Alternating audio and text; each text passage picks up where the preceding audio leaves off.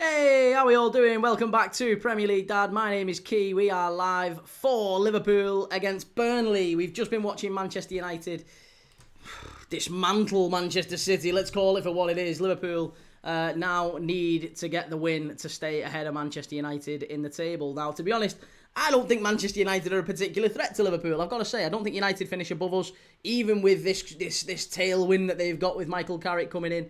I still think there's deficiencies in that United side that I don't think finish above Liverpool. However, they are going to be a particular nuisance throughout the rest of the season, I'm sure. And for that reason, Liverpool need to be very, very guarded and we need to stay very consistent. And we also need, above all else, to make sure we don't invite complacency. We absolutely have to go at Burnley today. We have to finish the job off, finish the game, early doors, first half, get it done, and let's win the game. Liverpool-Burnley is a very tricky fixture. We know how... Listen, it's not just Burnley sides of the past, it's Burnley sides this season as well. We know that Burnley can be a resilient and robust side when they want to be. They frustrated this United side not that long ago themselves, 2-2 at Turf Moor. They are capable of scoring goals.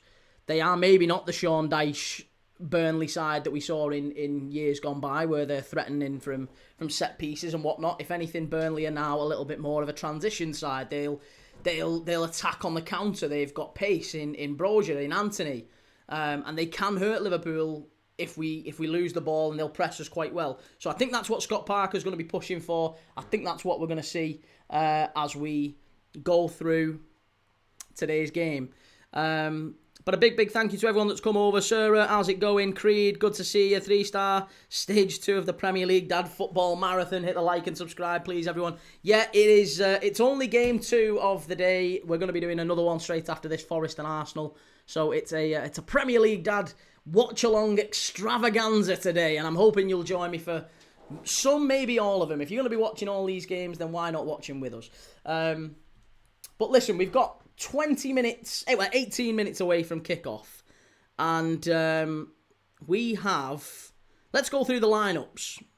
The lineups are going to be coming up here in just a second, so if you want to see the lineups, you can see them on the right hand side in just a second of your screen, but I will go through them with you.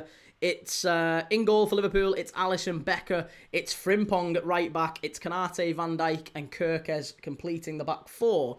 Gravenberg, Jones in that sort of 2 deeper positions for Liverpool. Szoboszlai, Wirtz, Gakpo just behind Hugo Ekitike. Great to have Hugo Ekitike back in the side. That's a really, really important thing for Liverpool, isn't it? And Burnley have got Dubravka in goal. Humphreys, Esteve and Tuanzebe as a back 3 with Lucas Pires and Kyle Walker probably tucking in and making it a back 5 for the vast majority of this game, I would imagine. Then it's Florentino and Ugachukwu just sitting in front of him. Again, 2 defensive destroyers, 2 players who are going to sit in front of that back 5 and make it really tough for Liverpool. Then they've got Anthony and Edwards, 2 players who we know have got pace, who can get in between the full-back and centre-back. They are going to cause problems. And then centre-forward is Armando Brozier. So it can't be said that Burnley aren't coming here and having a go.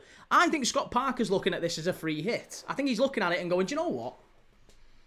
I think we can go to Anfield and get a win here. Maybe even a draw, but I think we can go there. And the only way we do it is not by sitting deep and trying to frustrate. I think we need to go there and hit them on the counter-attack. I think we need to go there and try and score the early goal. And I think they've got a good chance. That's the one thing I'm worried about today, is the first goal in this game. The first goal probably decides it. And I am mega worried about that. Creed says, do you think Burnley are going down, Key? I do, mate. Yeah, I do. I do think they're going down. Sadly for Burnley, but I do think they're going down. Jabbertwadi says, Reds to win at Old Everton Stadium. Old Everton Stadium?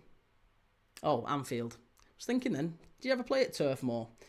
But yeah, we're at Anfield today. We've already beat them at Turf Moor. Slight brain fart there from me. Right, we've got 15 minutes left. I do just want to say, before we get stuck into the live, first off, a big thank you to our Premier League Dad sponsors. Midnight are sponsoring the Premier League Dad lives for the rest of January. So if you like a bet, if you don't, then it's not for you. Stay away from it. It's absolutely fine. But if you're 18 plus, you've not bet with Midnight before, and you fancy a new bookmaker to go and put a bet on with the football, then Midnight are a great bunch of guys. They are sponsoring Premier League Dad for the rest of January. Go and bet £10 with them. Set up your account. If you click the link in the description or the link that's pinned in the chat, if you go and do that, you bet £10, you get £30 free. Can't say further than that. And I am just about to put a bet on this game for Liverpool Burnley. So I want your take. I want your feedback on what bet should I put on? What bet should I put on for Liverpool Burnley? Let's see. Okay. So, Liverpool Burnley. What bet builder should we put on? Let's do a bet builder. Let's do a bet builder together. Has anyone seen Haaland? Jabba says this season has taught me to expect the unexpected, though. Swamis, hey mate, congrats on the 10k subs. Thanks very much, mate. I really appreciate that. Yeah, we're flying in the last couple of months. It's been brilliant, and thank you very much. I really appreciate it. Couldn't do it without you great guys in the chat. Guys and gals who have been fantastic. To all you guys. But Liverpool Burnley, I'm going to be bold. I'm going to go both teams to score. No. 14-0 says Paul. I'm going to go both teams to score. No. I'm going to go for Liverpool over 1.5. First team to score, Liverpool. And I think goal scorers, Ekatike anytime. No, I'm not going to go Ekatike anytime. I'm going to go with player saves. Alisson to make one save. Max, who's in goal for Burnley? Dubravka. Dubravka to make 3+ saves. That seems like printing money. So I'm going to go Dubravka 3+ saves. Alisson to make 1. Player to score or assist. Ekatike. That seems like easy money. Ekatike score or assist, or Vert score or assist. Vert score or assist. I'm doing it. Vert score or assist. I'm going for it. Match total cards. Oh, you can't do under. You can't do under total cards. Liverpool 7+ corners. That's easy money. We'll have that. Liverpool 7+ corners. Player to score or assist. Player saves. Player to be carded. I'm not doing players to be carded. Team total shots on target. Or match total shots on target. Nah, not having that. Team to win both halves. Match total shots, total offsides, total throw-ins. I'm not doing that. Right, here we go. I am going for...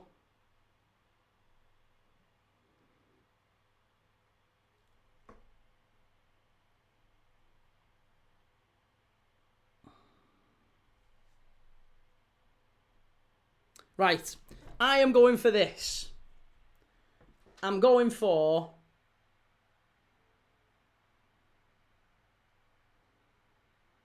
Place bet. It's done. It's done. It's on.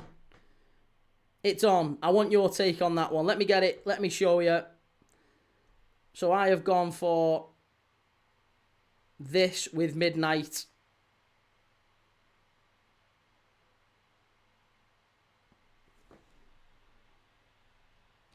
There you go. Let's send it in and I'll show you what I've bet. I'll show you my bet for today's game. There you go. That's my bet in real time. I will show it you now and you can see. You can let me know what you're thinking for this one.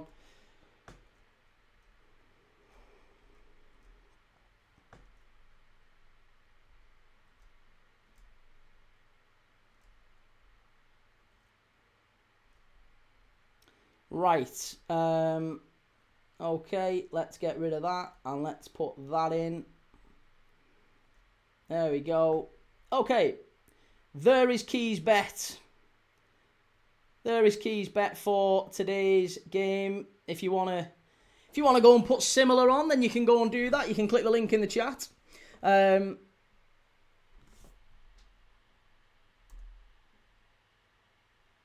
Jabatoir, this is Burnley is a paupers club. Shamner says, hi Key, just got back. How was the Man United game?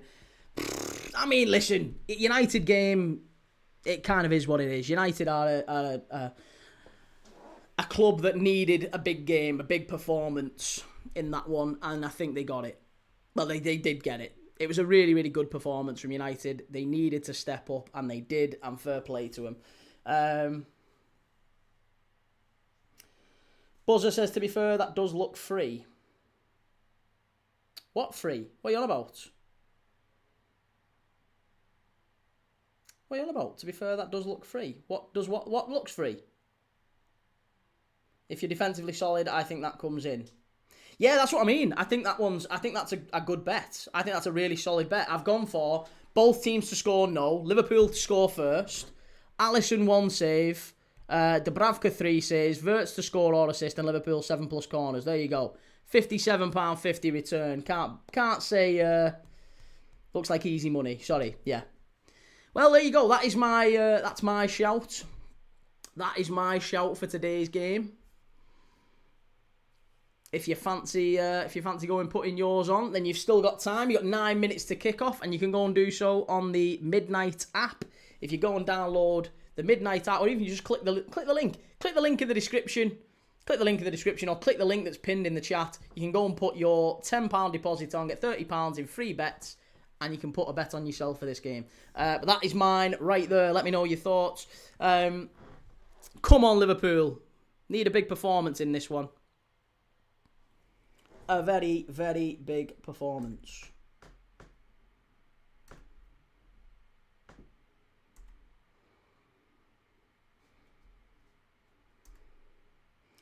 Jabber, how are the floorboards, Key? Still creaky. Yeah, still creaky. I might try and get like a, I don't know, not like a stool, but like it's just something. I don't know. Liam, hello again, Key. Darlow starts for us. Needed to be done. Well, listen, yeah, I was going to say let's go through the other teams because there's plenty of others that we need to look at. Chelsea, Brentford. So Chelsea lineup is Sanchez in goal, Reece James right back, Chalobah, Adrabayo and Cucurella. And then it's Caicedo and Fernandes back in, Cole Palmer just in front of him, Neto, Garnacho, João Pedro. That is a very, very strong Chelsea side. Probably the strongest they could go. For Brentford, it's Kelleher in goal, Rico Henry, Collins, Ayer and Coyote, Janel Yarmolyuk and Jensen in midfield. And it's Damsgaard off the right, Schade off the left, and Igor Thiago up front. That is going to be a hell of a game. Honestly, if I wasn't a Liverpool fan and I was just looking for something that was like the best sort of game to watch, it might well be Chelsea-Brentford. Chelsea-Brentford's absolutely phenomenal game, I think, today. Leeds v Fulham also won't be too bad. Darlow in goal, Justin, Rodon and Strike at the back. And then it's Bogle and Goodmanson in the full-back positions. Aronson, Ampadu and Gruev in midfield for Leeds. Calvert-Lewin and Okafor up front. For Fulham, it's Leno in goal, Robinson, Cuenca, Anderson and Castagna at the back. Berger and Lukic with Smith Rowe in the 10. And then Harry Wilson off the right, Sessegnon off the left. And Raul Jimenez at centre forward. Sunderland Palace, it's Riffs in goal, Hume, Mukiele, Ballard, Alderete and Mandava. Mandava back from the AFCON is a big win for him, isn't it? Lafay, Xhaka, Siddiqui and Mundle. Mundle, I think he's been a really underrated player for Sunderland at times this season. Even though he's not played that often, I think when he has played, he's really stood out. He did against Everton last week. Jabba says if Key weren't an LFC supporter, who would he support? Everton. Honestly, they're the closest team. And I've got Everton, I've got Blues in my family. So, yeah, Liverpool and Everton, there's not much between them in terms of distance. So if it wasn't Liverpool didn't exist, then I'd be an Everton fan. I'd be a very different person, though, if I was an Everton fan, I think. Brentford to win 2-1, says Paul. Leeds to win 2-0 in that Leeds-Fulham game. Jabba says Pep managed not to scratch up his head today. Buonanotte on the bench as well for Leeds. For Palace, by the way, it's Brobby. It was Brobby up front for Sunderland. For Palace, it's Henderson in goal. Richards, Lacroix, Lerma at the back. Mitchell, Hughes, Wharton and Devaney. Devaney at right back. Devaney at right back and Jefferson Lerma is now where Mark Gay used to be. Wharton and Hughes in that double pivot, and then it's Brennan Johnson, Jeremy Pino and Mateta. Mateta, very, very close, by the way, to joining Juventus, allegedly, so I'm surprised that Sunderland, so they're starting against Sunderland today.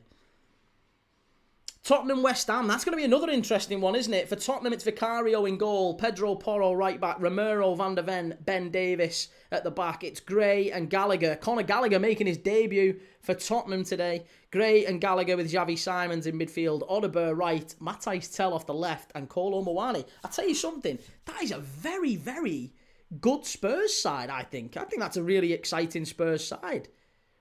Yeah, I like that. I'm glad to see Spurs showing a little bit more positivity in their team selections. West Ham have gone Areola, Scarles, Todibo, Mavropanos and Wan-Bissaka.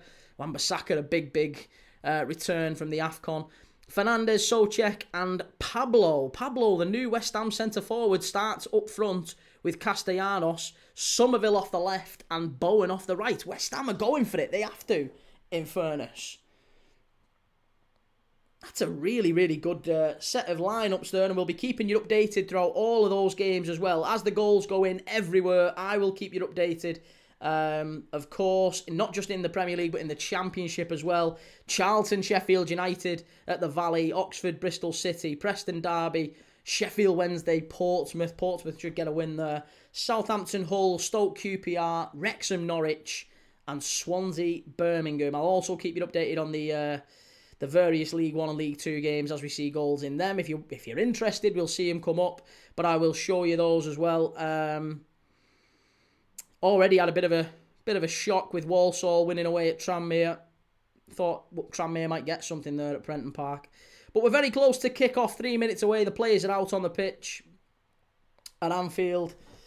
Come on, Liverpool. Got to win this one. Daniel says, if I didn't support United, I would probably support Everton. Always had a soft spot for them when Moyes was first there.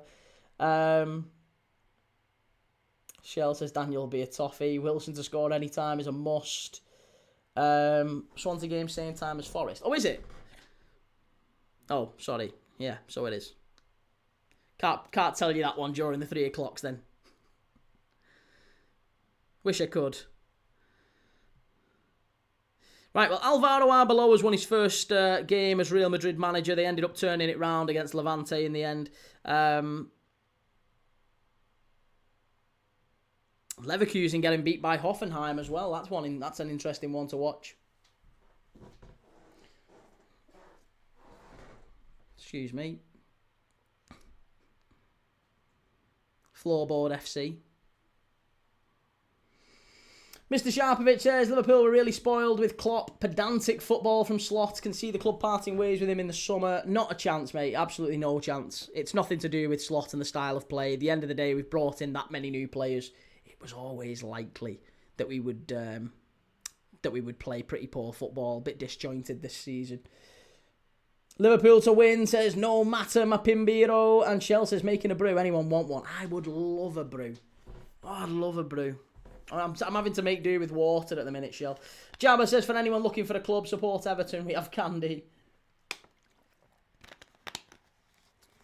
On Batty, red card for Chelsea. What, already? Game's not kicked off yet, has it? Mainz have just scored against Cologne.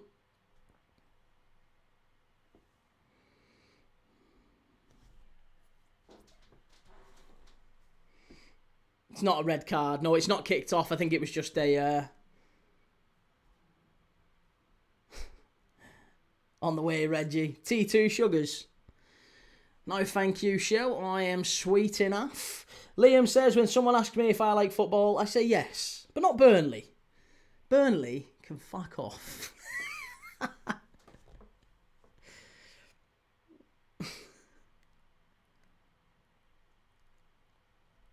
Right. Okay, very close to kickoff.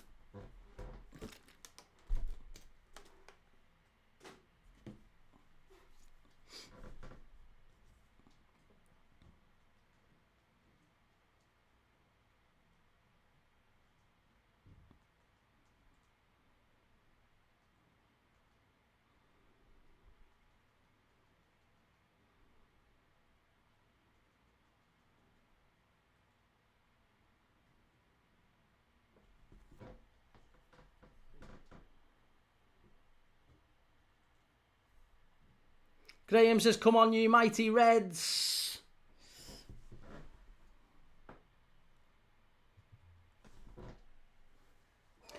Well, like I said, we're off and underway, or very close to off and underway, rather. Reggie, those City Sharks are swimming in circles.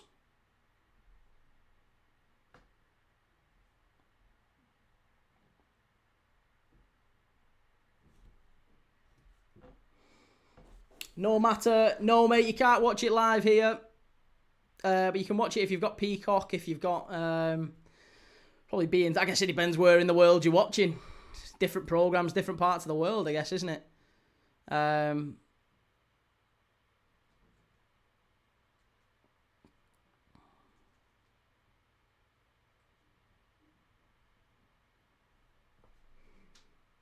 Paul can't stand Fulham either.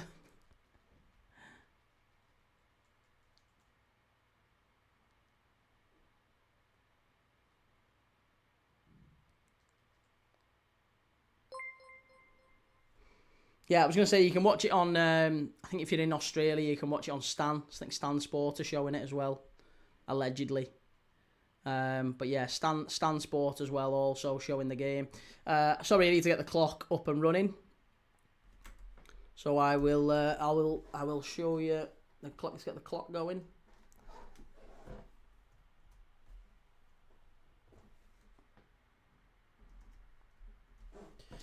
Paul, who's the best player you've ever seen live? Gerrard. Yeah, I'd have to say Gerrard. I have seen Ronaldinho as well live, but he was... I'd still say Gerrard. Still say Gerrard. Gerrard, for me, is the best player I've seen live. Jabba, it's on USA Network in the USA. Reggie says, don't forget to drop a like on the stream, ladies and gents. You'll get a lovely little football animation. Oh, yeah, a like is all the better if you're around. Really do appreciate that. Cheers, Reggie. Here's Curtis. Come on, Liverpool. Got to start fast. Got to start fast in this one.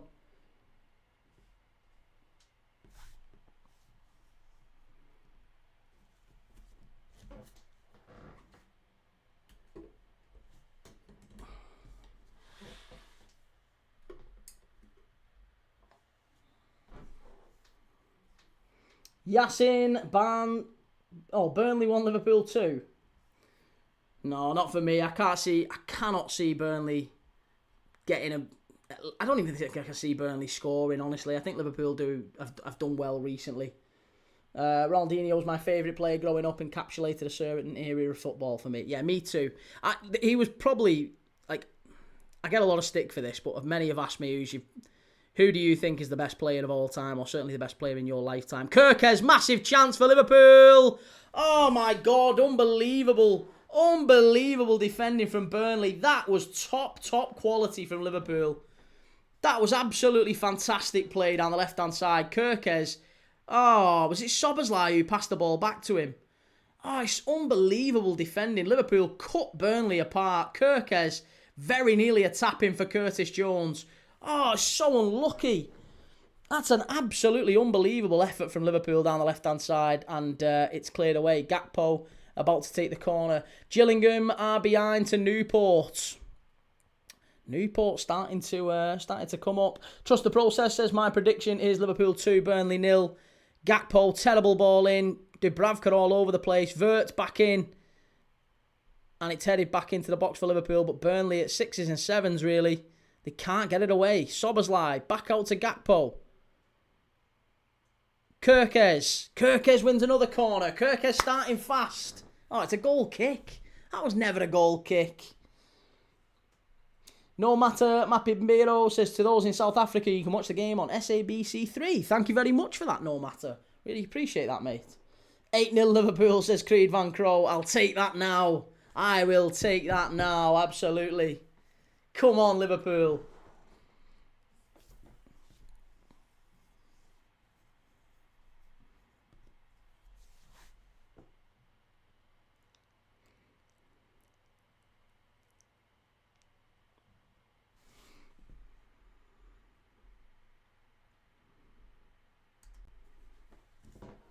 Mr. Sharpovich, have you seen the state of fanalysis on Sky Sports, locking fans in a box and revealing the score to them at the end of the game? Do you know what? I wasn't aware that they locked them in a box, but I was aware that they were doing something during a live watch-along. Burnley with a strike, miles over the bar. So I didn't know they were doing anything where they necessarily locked them in, but yeah. The whole thing with fanalysis stinks a little bit, to be honest. It's I'm not necessarily in love with the whole fanalysis thing. It doesn't necessarily pay for insight. It kind of rewards responsiveness. Not necessarily to say that I'm the most insightful either. That sounds like bitterness. It really isn't. But what I mean is, if you look at the whole metrics behind it, I don't use the Fanalysis app, but if you look at the metrics behind it, it rewards responsiveness. It doesn't reward kind of insight or any sort of experience or depth of anything, really. Paul says the box should be smaller. Trust the Process says, who's a player you wanted to meet when you were younger but didn't? Probably Fowler. Yeah, probably Robbie Fowler. He was my hero growing up. Reggie says, I saw the Fanalysis for the North London derby, but I thought the format was quite rubbish. The thing is with it, is the app, if you want to get, basically what it is it reaches out to small content creators, like me, basically. They reach out to small content creators and they say to them, listen, if you use this app, right? If you use this app every single day, without fail, if you use it every day and you put your predictions, your player match reviews, you write comments about the game, you give your feedback and match reports on each game for your team, I absolutely guarantee you will get called into Sky Sports and you'll be able to go live on Sky Sports. That's basically the whole thing behind it. And if you're responsive, then you will you'll be on there. Sunderland giving the ball away. Massive chance for Mateta. Good save. Sunderland very nearly a goal down there at the Stadium of Light. That would have been a shock, given they've not lost there all season. Mr. Sharpovich says, so many schmuck can get on there so long as they are... So any schmuck can get on there as long as they are highly responsive. Well, yeah. In effect, yeah. As long as you are responsive every day, then you are sort of named in what they call, I think, the starting 11. The Fanalysis starting 11 for your club, and that means you're one of the top 11 people for your club in terms of responsiveness on that app. And therefore, you get rewarded with interviews and whatever, with Tim Sherwood or Jamie O'Hara or whoever it is on Sky Sports during that fan comments section. And to be honest, like I said, I don't think the fans who've gone on there have actually done quite well for the most part from what I've seen. But a lot of people have made complaints, haven't they? A lot of people said it kind of lowers the tone of journalism, or it they don't necessarily tune into Sky Sports to see it sounds all, but some kind of kid in a dark bedroom with Chelsea curtains behind him and a Chelsea bedspread, and it's dead dark because it's not necessarily a professional setup, and that's fine. That's not a dig at the kid, but Sky are getting him on, so it's one of them, innit? It's whether or not you deem that appropriate. Jabba mods. Well done, whoever did that. Hey, listen, let him. Honestly, you're better off just letting him. Don't delete anything too If it's mega offensive, like offensive generally to everyone, then fine. If it's just someone having a dig at me, just let them have it. They'll have the dig and they'll move on. I'm not after banning everyone. Just let them have the dig. They'll say what they want to say and they'll move on. It's water off a duck's back to me anyway. Someone coming in and saying you look fat or you look like a woman or you look like whatever. Fucking hell. I've worked on building sites. It's not going to do anything. I promise you. I've worked on building sites. I've taken far worse. I was called Ruth Davidson in my last job. Like the Scottish MP. I'm sure I can take a couple of fat digs. Joel says we desperately need Soccer AM back. I miss Soccer AM. Luton 0, Lincoln 1, not good. John Gaming, good to see you, John. I think Kirk has started this game really well, opening 10 minutes. Gakpo down the left-hand side, back to Wirtz. Here is Wirtz. Strike, good block. Here's Kanate.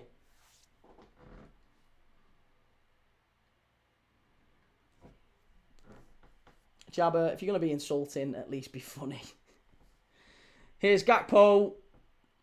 Oh, lucky Cody. But again, as you'd expect in this game, already we're seeing Burnley sitting very, very deep. Very deep. And they're not really venturing too far beyond the halfway line. But they're certainly not every man behind the ball. I'll say that, though. I mean, they're getting back into position very well, but... Oh, ref, that hit you. That's a free kick, Liverpool. That hit the referee. Still no goals in the Premier League. Still 0-0 everywhere. Only one goal, in fact, in the entire top 2 divisions. Wrexham now a goal down against Norwich at the racecourse ground. Shell, just as you shout, come on, Wrexham, they're losing to Norwich. Du Yendin says Liverpool to win. I hope so, Du Yendin. We're all hoping for the Liverpool win. Ball down the right-hand side with Frimpong. Frimpong puts it in. Soberslai header. Too easy, that.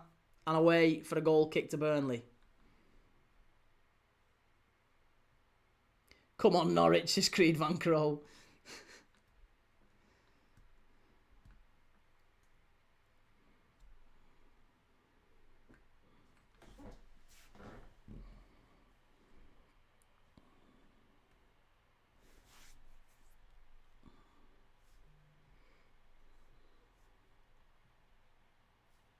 Stockport 1, Rotherham 0. Sean Raggett, own goal. Liverpool doing very well here. Here's Curtis Jones over to Kirkes. Kirkes starting well. Again, getting a lot of the ball down this left-hand side. Most of the Liverpool attack has actually been down the left-hand side with Kirkes and Gakpo. Wirtz picking up the ball with Ekatike here. Trust the process, says Burnley are a horrible team. Liverpool should win easily and dominate the game. Crew 1, Barrow 0 now. And Reggie says, what happened to your other account, Shell? Or have you just changed your name? I think she's just changed her name. Good defending from Burnley. Ball cleared up the pitch. Good play from Tuanzebe, that. And Van Dijk gives it over to Kanate. Still looking like Kanate is going to leave at the end of the season, of course. On a free transfer, we think he probably leaves.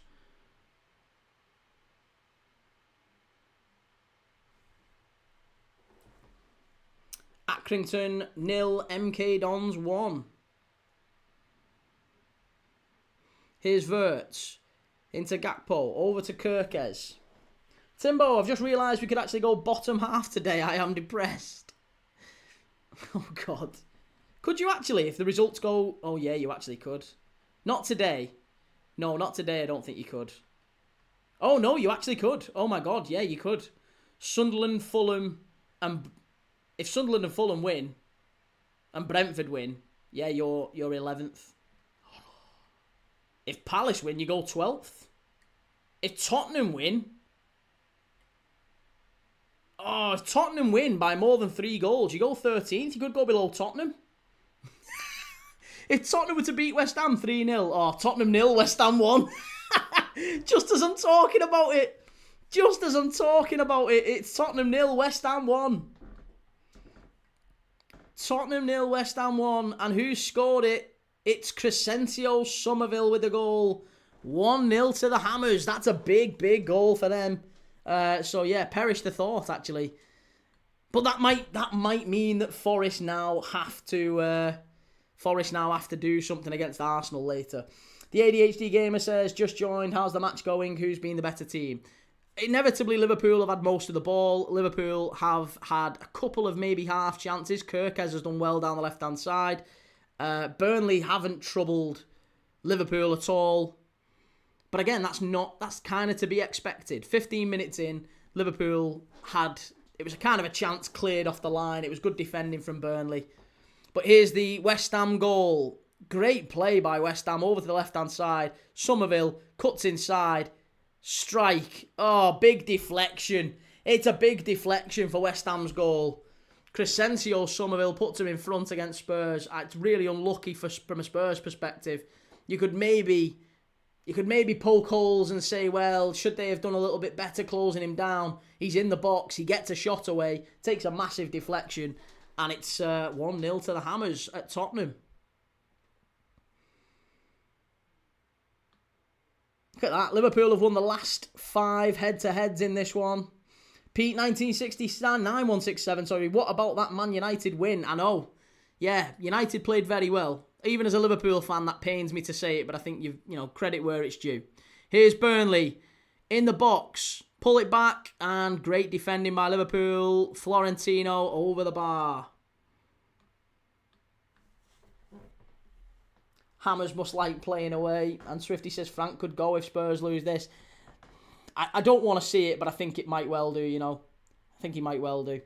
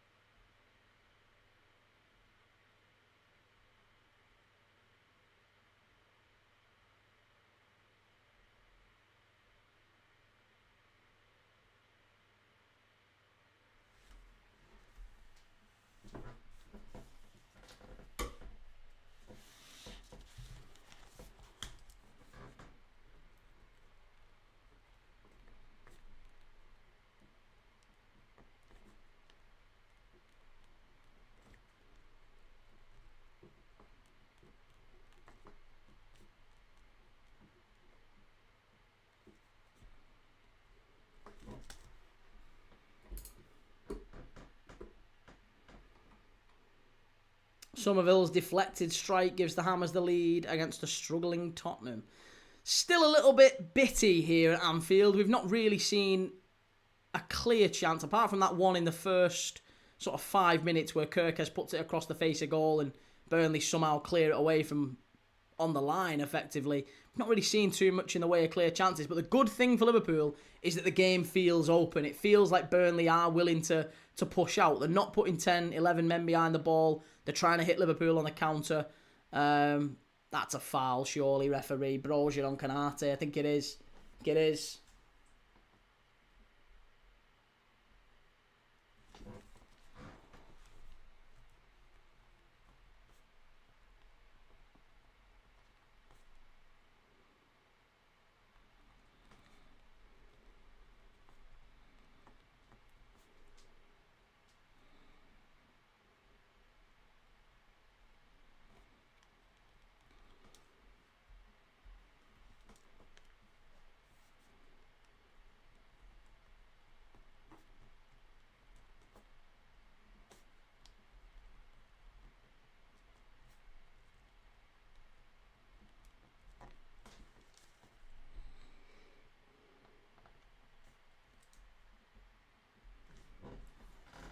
Okay, Liverpool playing out from the back. It's good play.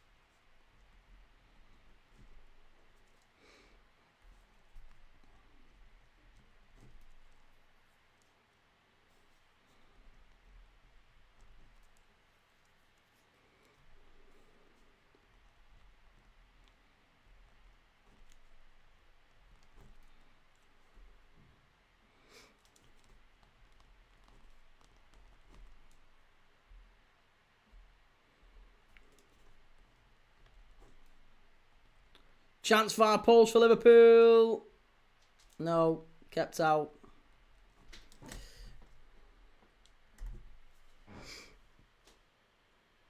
Graham doing the quiz. I am doing the quiz. I've just done the quiz. Just done the quiz. It's a slightly harder one, this one, to be honest. But I thought balls to it. We'll go tougher because it's too easy for you lot. Far too easy.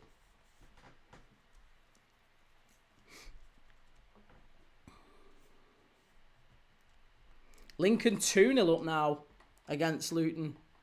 Kenilworth Road, not a happy hunting ground for Luton this season. Liverpool in the box, cleared away.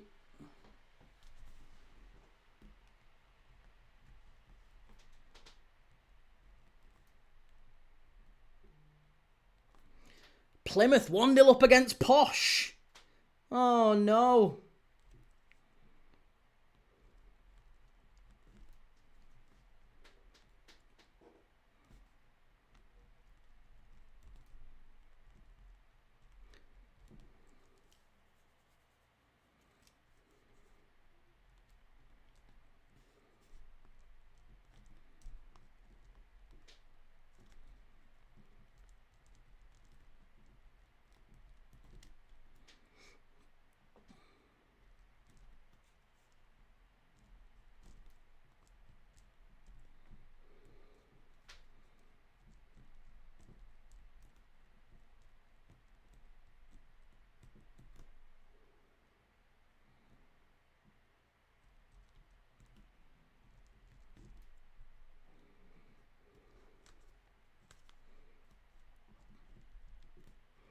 Chelsea, Brentford. Brentford have had a big chance.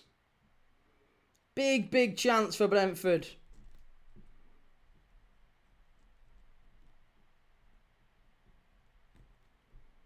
And he probably should score, actually. He really should score. Oh, really should score. Massive chance that for Brentford.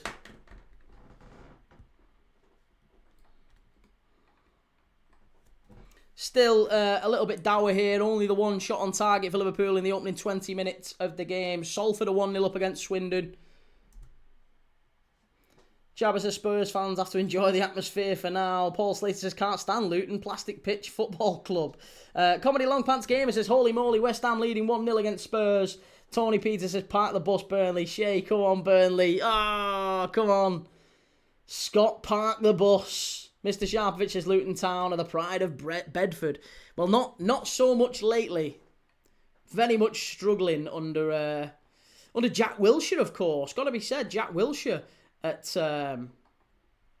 Luton Town.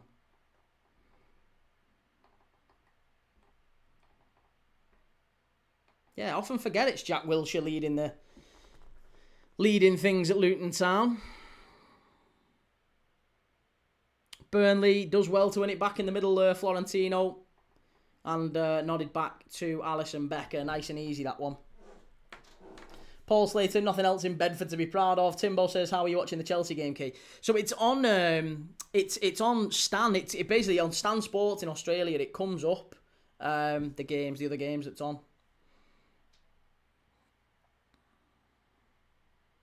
Chelsea, Wrexham 1-1 now with Norwich. Yeah, if you watch it on, it does the same on beIN Sports, Stan Sports, beIN Sports. Yeah, NBC, CBS, whatever in America. They tend to do it as it's like a goal rush to 3 p.m. games. My mate moved from, probably my best mate lives in Florida now, and he's lucky he gets the 3 p.m. kickoffs in America. And yeah, he's used to this sort of a broadcast. It's kind of like the Champions League goal rush, you see. Oh, big deflection from Liverpool, edge of the box. It's gone behind for a corner from Gravenberch. Corner to Liverpool. There's always going to be a difficult game, this one, but opening 25 minutes, we've not really seen many goals anywhere. Chelsea are now 1-0 in front. Chelsea have scored against Brentford, and who is it who scored? There's a goal at Stamford Bridge. But who to, Chris Kamara? Yeah, it is a good one. Creed, I would appreciate if you didn't put that in the chat. Please don't put it in the chat. Jabba says your best mate is at risk of becoming a Florida man. And Reggie says, I don't even know if they're still going, to be honest. Chance far post. Oh, nearly 1-0 Liverpool. Andy says VAR are looking at it in the Chelsea game. Who was it who scored? Yeah, potential offside in the Chelsea one, so that one might be ruled out. Spurs far post. Should have scored. Off the line for Spurs. Nearly an equaliser in the Spurs game. João Pedro with the goal for Chelsea, and I think it has been given. Has it been given? Still under review according to this.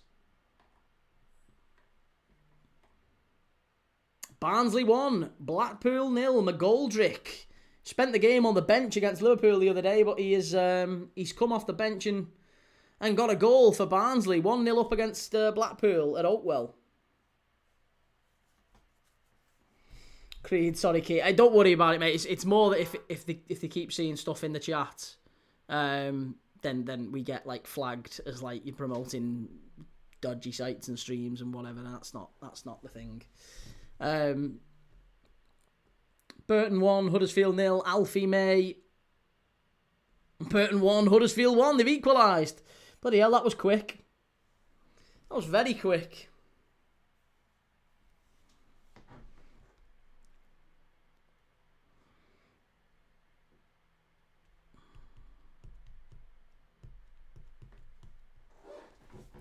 Shamner, why are we always 30 seconds ahead of you, or is it YouTube delay? Mate, to be honest, there's always a delay. Depends where you are in the world. Obviously, you're in, is it Singapore you're in, Shamner? I don't know. Sometimes you just get games hit different people at different ways, different times. Especially if it's like via Amazon. It's the same with the Barcelona game the other night. So I've heard. Allegedly. Very much alleged. Very much alleged. Come on, Liverpool. 30 minutes in. We need a goal here. Tony Peters says, how are the Reds playing key? Honestly, mate, we've not done anything, but I don't think it's... We've not really had too many chances to write home about. When we've got the ball, Gravenberch's got hold of it here in the midfield. There's nobody moving off the ball. That's the big difference between what I see with this current iteration of Liverpool and the Liverpool of last season, title winners. There was always movement off the ball. We haven't got any movement off the ball here now. Ekatike is literally the only one, and there you go, he's just got the ball. Any run off the ball, you'll get it. Edge of the box, Gakpo. Oh, it must be. Oh, I thought he was going to get a penalty for that then. Van Dijk into Kerkez. Kerkez has done well today, standing up. Far post, Frimpong must be. Oh, good block. Liverpool, big chance. Frimpong at the far post, nearly 1-0 Liverpool. Ah. Tony, Burnley got 5 at the back again. Pretty much, yeah. Pretty much.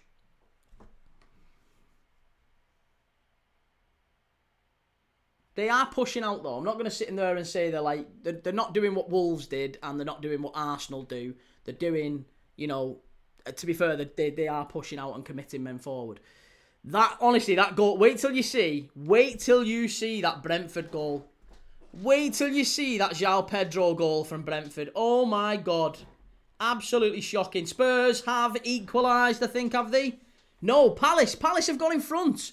Palace have gone in front against Sunderland at the Stadium of Light. Of all people, could it be Crystal Palace, who haven't won in their last 10 games? Could Palace be the team? Yeremy Pino scored. Could it be them that breaks Sunderland's unbeaten home record? Palace 1-0 up. Josh Edwards, how good were United earlier, Key? They were absolutely fantastic. Yeah, top quality. Thought United were brilliant. Did really well. I thought equally, though, it's probably worth saying, I don't think City were terrible. Like, let's call it for what it is. It wasn't just United were fantastic. It wasn't just City were terrible. It was a bit of both. City were absolutely awful, mate. You've got to acknowledge that. So, yeah, United were playing good footy and they pressed well and it was really good. But I feel like United were the better side and fully deserved the 3 points. So, yeah, I can't deny. Got to be...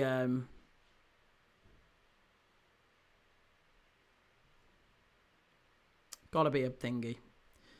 A 3 points. Penalty must be. Is it a penalty? It is a penalty. Cody Gakpo. Penalty for Liverpool. It was a penalty. It's a clear penalty. It's a clear penalty. Penalty to Liverpool. That was all day. It was never, ever not a penalty. Kirkes plays it into Gakpo. Curtis knocks it into Gakpo, sorry. And as he turns... Oh, it's a pen. It's a pen. It's a pen all day. That's soft, ref. Get out of town. Get out of town. That's soft. Get out of town. It's a penalty. All day, every day. Cody Gakpo steps in. He kicks him. He kicks him. I don't know what more you want. What more do you want? He kicks out at him. It's a clear penalty every single day of the week. Clear as day. Clear as day. Come on, Liverpool. Bottom corner. Bottom corner, this one.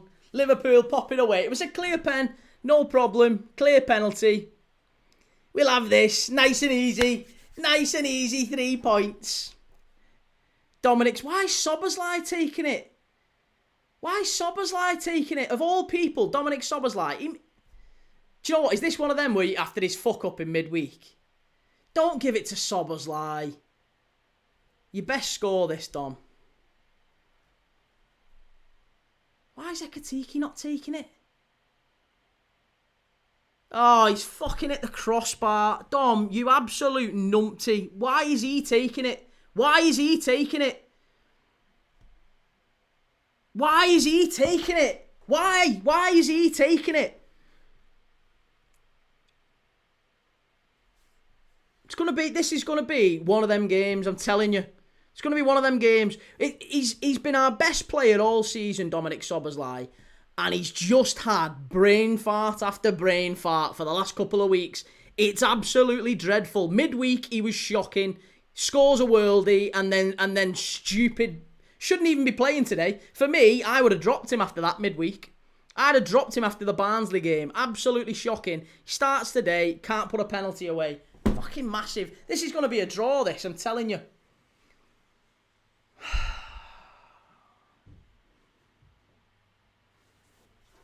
Fuck's sake.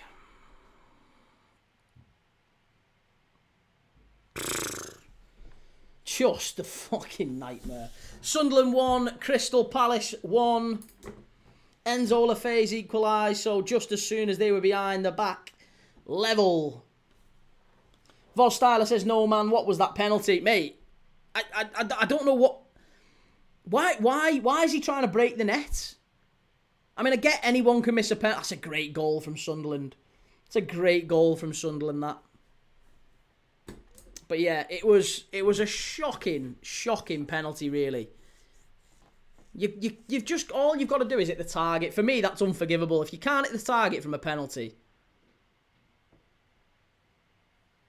Gakpo's just forced the keeper into another save. Paul Slater says, oh dear, my 14-0 isn't on, is it? No, I don't think it's going to be 14-0, mate. Maybe 8-0 at a push. Reggie says, I think Liverpool will still be fine to be Liverpool 2-0 full time. It's 2-1 now. Luton 2-1 up against... Oh, sorry, Lincoln 2-1 up against Luton. Jack Wilshere's Hatters getting one back. Swindon 1, Salford 2. Swindon pulling one back.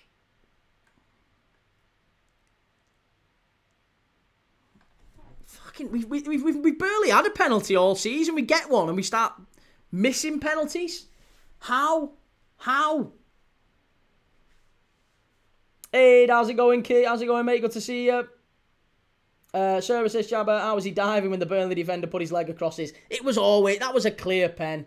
It's a clear pen. Creed says he goes high every penalty he takes. Absolute dick. Why is he taking him? Why is Szoboszlai taking a penalty? He took the one in Inter Milan. That's the only one I've seen him score.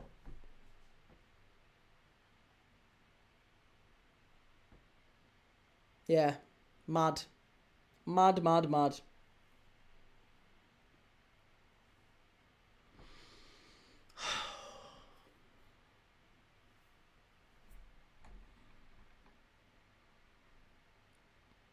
West Ham are now 2-0 in front. Spurs 0, West Ham 2. Get ready for Thomas Frank Express.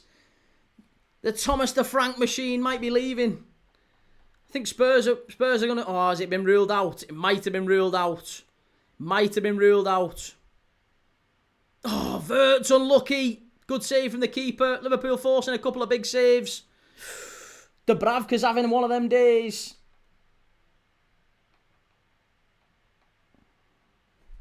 Para says, mate, even if you lot win, Key is more obsessed with Arsenal than his own club. How do you measure that one? How do you measure that one? I'm watching my own club now. Timbo says Spurs away might be the easiest fixture in the league. It's looking like it, isn't it? Sheffield United have had a man sent off at the Valley. Charlton 0, Sheffield United 0 still, but Sheffield United down to 10. On a Permo, Key's a closet Arsenal fan. I'm a closet everything according to these Arsenal fans. Can't make their minds up. It's alright, they're only kids. Just let them come in and say what they've got to say. Let them come in and say what they've got to say. They'll come in, they'll say what they've got to say, and they get bored. They're not intelligent enough to have a proper conversation. Just let them have their little minute. Curtis Jones, inside to Verts. That's a foul, referee.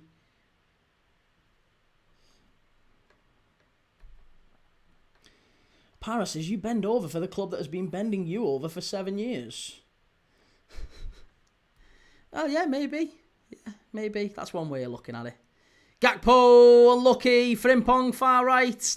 Straight out for a goal kick. Unlucky. Better. Jabba says Vert has been practising on the diving board. Paris says, no way a Scousman is calling Arsenal fans unintelligent. I didn't call Arsenal fans unintelligent. I said you were a kid.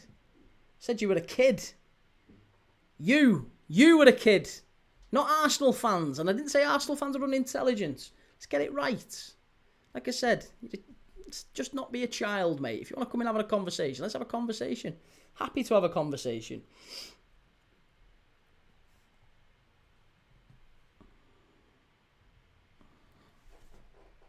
Crew now 3-1 up against Barrow. Still not too many goals in the Premier League. Sunderland 1, Palace 1, Tottenham 0, West Ham 1, Chelsea 1, Brentford 0. But still 0-0 here. Liverpool and Burnley still 0-0 in the Leeds and Fulham game as well. Timbo says he's also not a Scousman. Well, that's... Yeah, well, maybe. They've got me on that one. I'm banged to rights on that one. I am a wool. Self-professed. Reggie, Key called me unintelligent. I would never call you unintelligent, ever. We've got a lot of lovely Arsenal fans in the chat. A lot of lovely Arsenal fans. But hey, there's the occasional knobhead in every fan base. And unfortunately, we've got a couple here.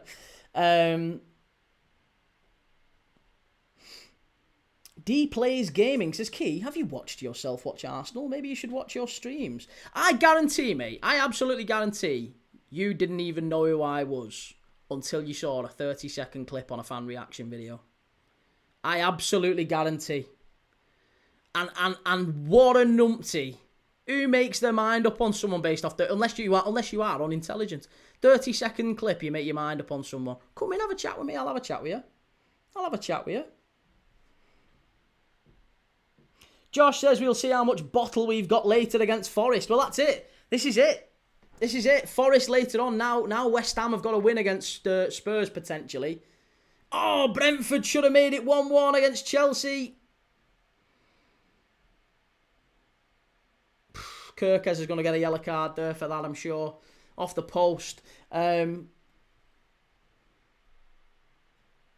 Styler says, should we be surprised that City lost? It's not a shock. Even Haaland, when Haaland is poor, the whole team is bad. Do you think it was I don't think it was a Haaland thing, mate. I don't think City created anything all game.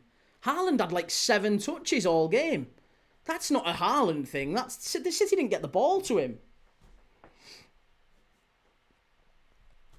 Timbo says, am I a wool now? I live in Wallasey, or do I get away with it for being a Londoner who's moved here? Yeah, no, you're still a southern blurt, mate. You're still a southern furry. You're a southern furry. I'm the wool. Partner says, 30-second clip. It's every game we play. You never give Arsenal credit. What are you talking about? I've called Arsenal literally the best team in the world, the best team at controlling games of football. I've given Arsenal loads of credit. What are you talking about?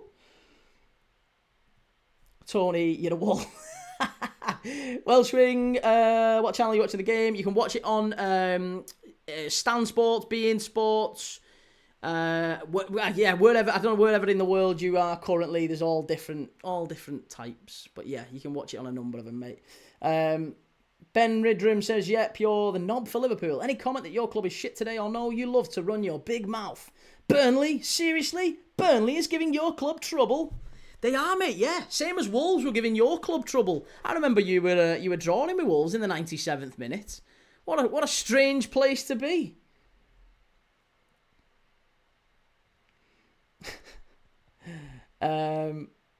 Key's a silver member at the Emirates. Silver member. I think they're all silver members, aren't they, at the Emirates? Surely it's all... Everyone's a silver member at the Emirates. It's Arsenal. Of course it's the silver club.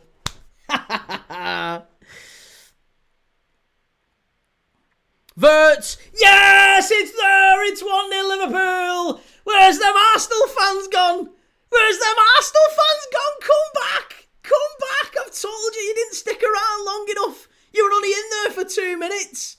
2 minutes giving me stick and you've run off. What a finish. Florian Wirtz, there he is. Yes, get in there, the big lad. £100 million. We'll have that. That's a bargain. It's a snip for him. It's an absolute snip for this lad. And it's Liverpool 1, Burnley 0. We'll have that. Yes, get in there, we. Get in there. Yes, yes. Take it. Shell says Southern Furry, Lockstock, Boss Film. Love that. What's it called? Northern Monkeys and Southern Furries it is, isn't it?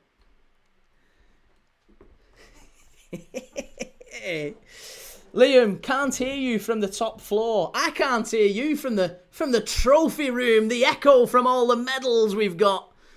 You probably, to be fair, it's probably more of an echo at Arsenal, isn't there? More of an echo at Arsenal. There's not much going on in that trophy room. Timbo says Wirtz is worth 300 million now, I reckon. Yeah, I think so too. About 300 million minimum. Jabba, I'm happy to use the block feature in chat. Well, yeah, there you go. Liverpool 1-0 up. And there is my, by the way, can we just say this? Whoa, this side. Florian Wirtz to score or assist. I got it. We're up. We're up. How many corners have we had? 3. I need 4 more Liverpool corners. How many saves? I think Dubravka's made 3+ saves as well. How many's Alisson? Oh, I need an Alisson save. And I need Liverpool 4 corners. There you go. 4 corners, Alisson save. And I've got 60 quid off that. 60 quid off that. That's an absolute piece of piss. Thank you, Midnight. There you go. Brilliant stuff.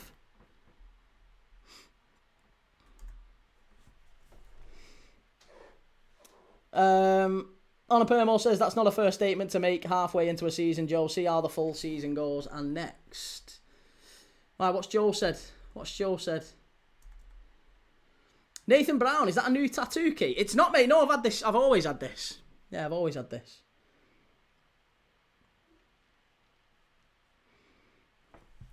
Red Rebellion, absolutely sick and tired of these teams with their park the bus,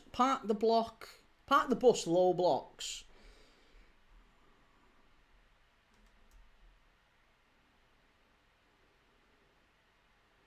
Timbo, it turns out... Sorry, I am quite disappointed that it turns out Wirtz is actually quite decent.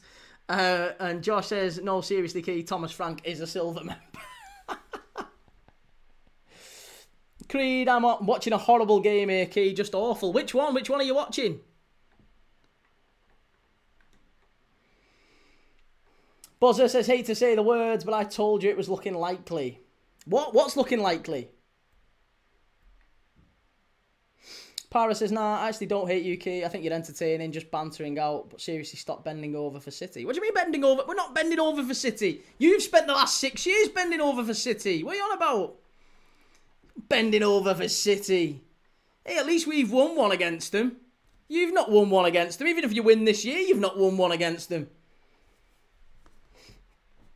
Timbo says, I still prefer Cherky to Verts, though. Today aside, buzzer the bet before. Oh, yeah, you did. You called it, mate. You've been a lot more calm and casual than I have, anyway.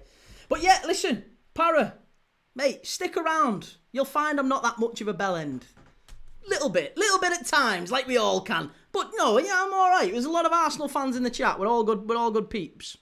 We're all good folk. It's all good. John says, who scored for Liverpool? It was Verts, mate. Yeah, Verts. Joe says, I said Verts only shows up against relegation fodder, bro. You're so cooked against the big teams, bro. Okay, bro. You got it, bro. Allow it, bruv. Allow it.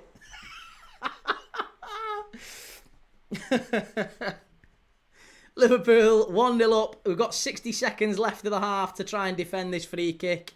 I really need a shot on target for Burnley, so a little pathetic, 40-yarder straight at Alisson would be wonderful right about now. Have a go, lad. Go on. Have a go. Could do with a Burnley shot on target.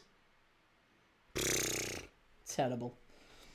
Timbo, Key has his bell end moments, but don't we all? I thought Key was a Lego head. Hey, let's not say that. Gakpo should have been 2. Cody, come on. Shell, how's the pups, Key? They're all right, actually, Shell. Yeah, they're doing better. Me little Frankie, I nearly said me little sausage then. I won't say that. Me little Frankie Dashund, Frankenweenie.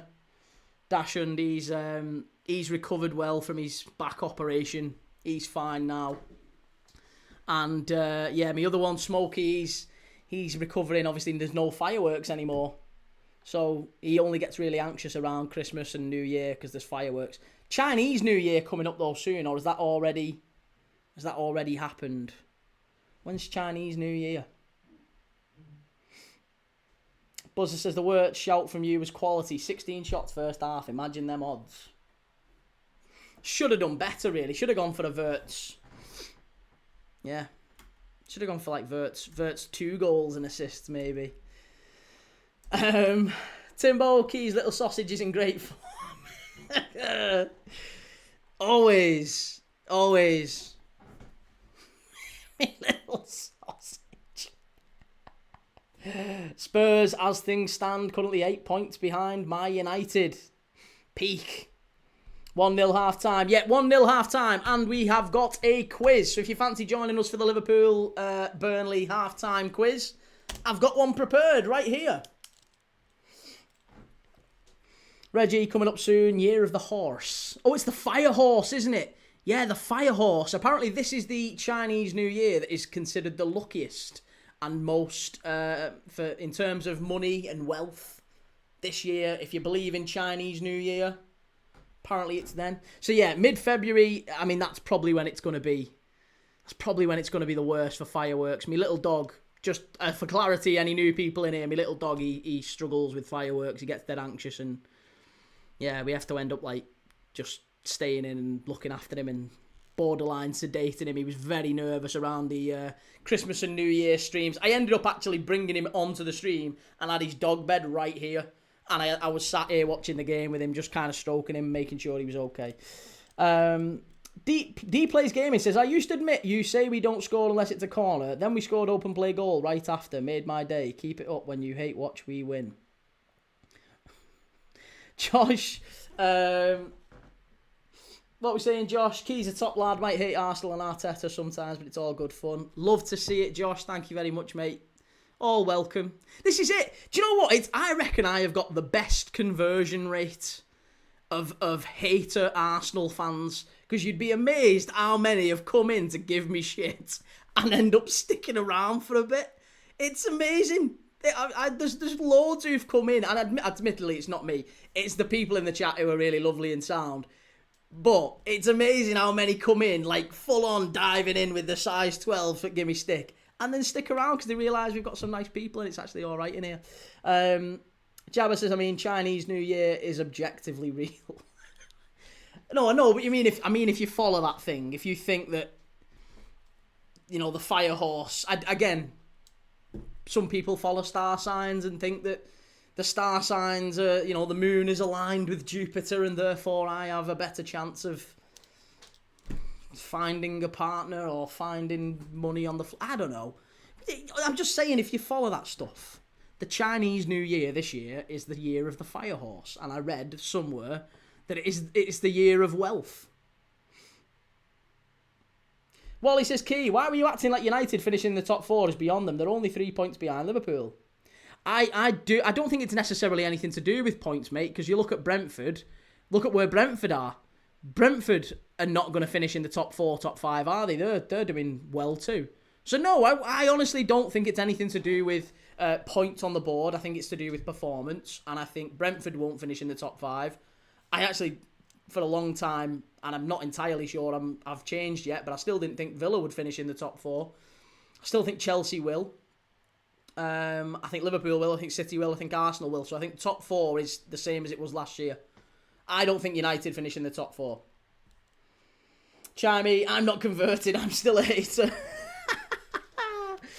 Wally Key, 100k, when? Well, it depends. Depends. If I stick it out, I might fold with all the Arsenal fans coming in. Reggie says, Key, where's the quiz? Oh, yeah, the quiz. Right, let's do the quiz. Let's stop talking the quiz. Let's do the quiz. Shell, I found you for the Everton-Brighton game. Then Dan said you were all right for a cop-out. It's not bad. It's high praise, that, for an Everton fan, isn't it? Welsh says, I think my first stream here was when you lost to Palace in the Carabao Cup and genuinely asked what went wrong with Liverpool and was shocked you weren't slot out and got interested. Oh, that's nice. That's nice. Well, here, let's do the quiz. Right, so I have gone for, given that the theme of this weekend has been new managers. Obviously, we've seen Michael Carrick come in and win his first game as Manchester United manager. We've also seen rumours today abound that Arne Slot might leave at the end of the season. It might well be that Thomas Frank doesn't make it to the end of the week if West Ham manage to win at Spurs today. Liam Rosenior coming in at Chelsea. Managers leaving, managers coming, managers going, all that sort of thing. The quiz today for the halftime quiz is, I want you to tell me, if you can, in the chat, get your answers in the chat, the last 15 shortest, not the last 15, just the shortest Premier League managerial tenures. They are all in the last 25 years, and the vast majority are in the last, 10. But I want you to tell me the manager and the club. Ideally the year as well, if you can. Try not to cheat. It only ruins it for everyone else. But we've got 15. Yossi Benayoun.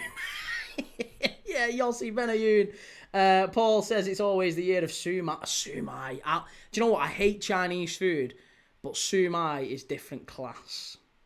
De Boer Palace. Yes. Frank De Boer Palace. 77 days he lasted as Crystal Palace manager in 2017. He is number 9 on the list, 9th shortest. Not Unai Emery, not Paul Ince at Blackburn. I should say, caveat, I should add, permanent managers. Must be permanent managers, not caretaker, must be permanent managers. So only permanent. Ranić wouldn't qualify, and I think he lasted the end of the full season anyway. Not Freddie Ljungberg, I think he was caretaker. Not Benitez. Ange at Forest. Ange Postecoglou, Forest, 39 days. He is number 2 in the list. Not Steve Keane at Blackburn. Not Rafa Benitez. Not Roy Hodgson. Not Unai Emery. Got to be a couple at Watford. Well, I'll give you... There's certainly one at Watford. Timbo, Les Reed. Yes, Les Reed, Southampton. It was Charlton, actually. It wasn't Southampton, I don't think. It was Charlton. Les Reed, 40 days in 2006. Ange Postecoglou, 2025. De Boer, 27. Les Reed, 2006. Nuno at Spurs, no. Ranieri, Watford, no. Roy Keane, Sunderland, no. Allardyce, Leeds, Liam Manning. There you go. From a Leeds fan, Sam Allardyce, Leeds' tenure was just 30 days. He lasted 30 days as Leeds manager in 2023. The shortest ever Premier League permanent managerial tenure. Not Amorim, no. Javi Gracia is correct. Javi Gracia at Leeds. Javi Gracia at Leeds, 71 days he lasted at Leeds in 2023. So again, fairly recent. Allardyce Leeds, we've got, yeah, he was number 1. Not Roy Hodgson. No, Ruud van Nistelrooy wasn't a permanent manager. Has to be a permanent manager, remember. Not caretaker, not interim, has to be permanent. Nathan Jones is correct. Yes, Nathan Jones at Southampton. 94 days in 2023. Good shout. Not Pardew at West Brom. Not Di Matteo. Not Graham Potter at Chelsea. Not Pulis. Not Lampard. De Boer we've got. Yeah, Frank De Boer we've already had at Palace. There's a famous one who took a side down. A big side. Took a big club down.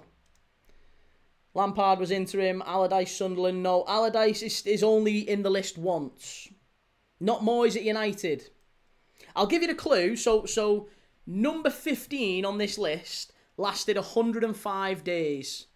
So, little over 3 months is all you're getting on this list. Allardyce lasted 30. Ange Postecoglou, 39. Les Reed, 40. Javi Gracia is 7th on the list. He was 71. Frank de Boer, 77. He was 9th on the list. And Nathan Jones, 94 days. He lasted as Saints manager in 2023. Not Dyche, not Klopp. Alan Shearer, Shibai. Yes, great answer that. Alan Shearer took Newcastle down in 2009. He lasted just 53 days as their permanent manager. Ollie at United, no, not Ollie. Shearer was permanent, yeah. Reece, Will Still has to be on there. No, not Will Still. He's Southampton's, he's Championship, isn't he, Will Still? Wally, Dean Smith at Leicester. Great shout, yeah. Dean Smith, sorry. Dean Smith is 6. Dean Smith, Leicester, 67 days he lasted. Not Hullett. There you go. Bob Bradley, or Brad Bobley if you watch Soccer AM. Bob Bradley is number 10 with Swansea. He lasted 83 days in 2016 as Swansea manager. Zola was only about 5'4". He was indeed. Dick Advocaat, Sunderland, no.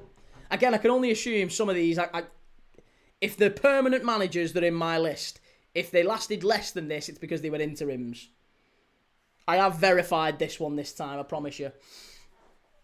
It's only Premier League, Liam, so Rooney at Derby and Birmingham and Plymouth doesn't count. Brendan Rodgers, no. Villas-Boas, no. Di Canio, no. Megnuts!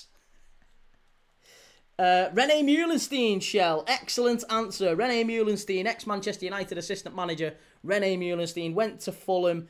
75 days he lasted as Fulham manager in 2014. Permanent manager.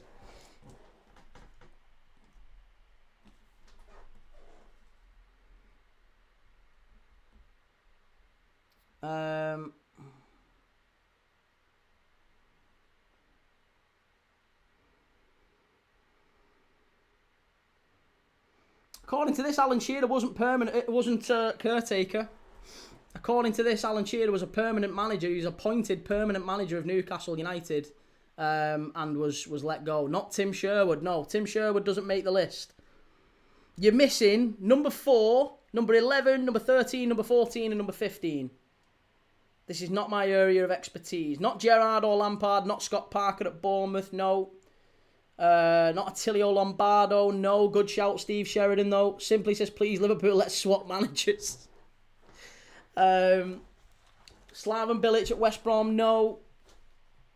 No, you've got... So, there's one who lasted 53 days as permanent manager in 2010. Only Google can help us now. No, stick with it. Stick with it. I promise you. I give up. I got Javi Gracia, and that was a lucky guess. Reggie, any magpies in the chat? I'm convinced Shearer was interim. I Wikipedia'd it, mate. I promise you. Wikipedia says he was permanent. Wikipedia says it was permanent. The American Leeds, I'd have to be Elsa.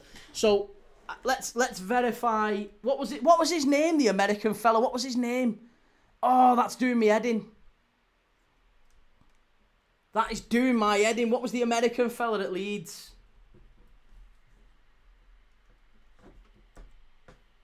Not Javi Gracia.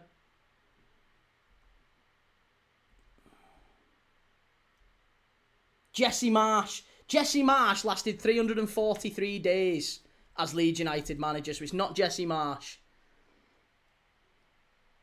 Not Materazzi, Avram Grant, Chris Hughton, Marco Silva, Graham Potter. No, none of them. Not Jesse Marsh. So, number 4, I'll give you number 4. It was Ian Dowie at Hull. Ian Dowie at Hull City, 2010. He lasted just 54 days as Hull City manager. Not Sven-Goran Eriksson. There you go. Sanchez Flores is correct at Watford. Kike Sanchez Flores, number 11. He lasted 85 days as Watford manager in 2019. Good shout, Bradders. Not Scolari. No, not Scolari. You're missing now 13, 14 and 15. So number 13 is 2001. Number 14 is 2005. And number 15 is 2023. So you've got one pretty recent one and 2 that were like 20 years ago. Not Vieira at Palace. No, not Gareth Southgate. Number 13 was 2001 and he was Derby County manager. He lasted just 98 days. 98 days in 2001. Any guesses? It was Colin Todd. Colin Todd of Derby County in 2001. That's the latest. Sorry, that's the earliest one. Or rather, no, furthest back. Not Terry Venables, not Terry Venables, not Bobby Robson. Number 14 in the list was 2005, and he was the Portsmouth manager for 104 days, and I think he was the Portsmouth manager when they went down. 2005. Did they go down in 2005? No, they can't have done. Wasn't it around the time he was getting bought out? He was a Bosnian. I think he was a Bosnian fella, this guy. No guesses? Velimir Zajec. Velimir Zajec was the Portsmouth manager for 104 days, number 14.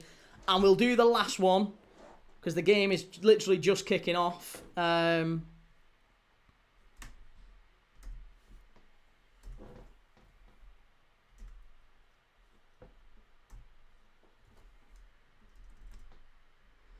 2023 is not Conte. No, it is Ruben Selles for Southampton. Ruben Selles for Saints, 105 days. He then went in and was Sheffield United manager for a spell and was equally pretty terrible, to be honest, at Sheffield United. So there you go. Colin Todd and Velimir Zajec were 13, 14. Ruben Selles, 2023.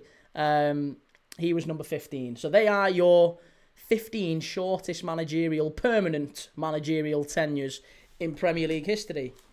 Allardyce, Ange, Les Reed, Dowie and Shearer are your top 5. Welsh Wing says Tony Adams, surely. So Tony Adams was Portsmouth at 107 days, which is longer than Selles. Yeah. After Ruben Selles, it was Ivan Juric, again, Southampton. Claudio Ranieri at Fulham, 106 days. Then it was Tony Adams, 107 days at Portsmouth.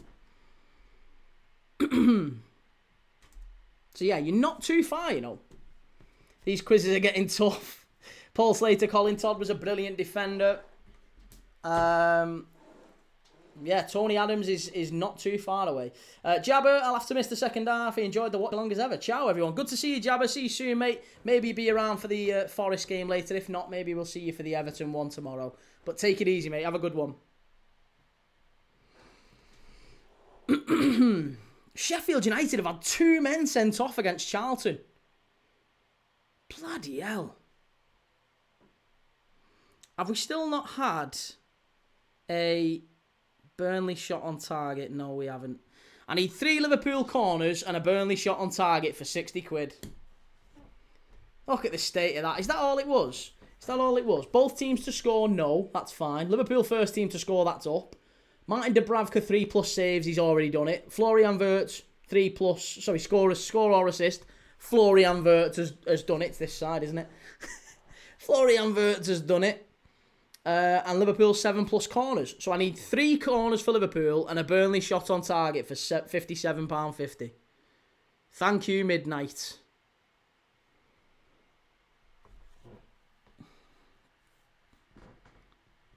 Burnley play it in. Chance. Oh, unlucky. Creed says, come on Charlton, come on Norwich, come on North End. And Timbo says, I may be gone for the second half watching the Chelsea game. All right, mate, no worries. See you soon. See you when you pop back in.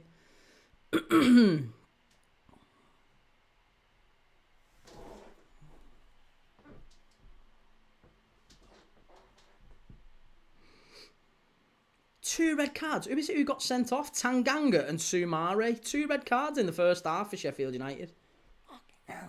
Charmy says, we need a Burnley comeback.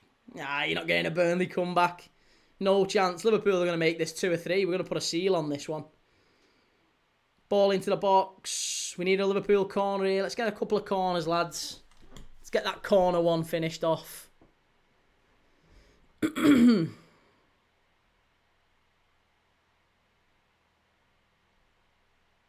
Oh, Frimpong. Miles over.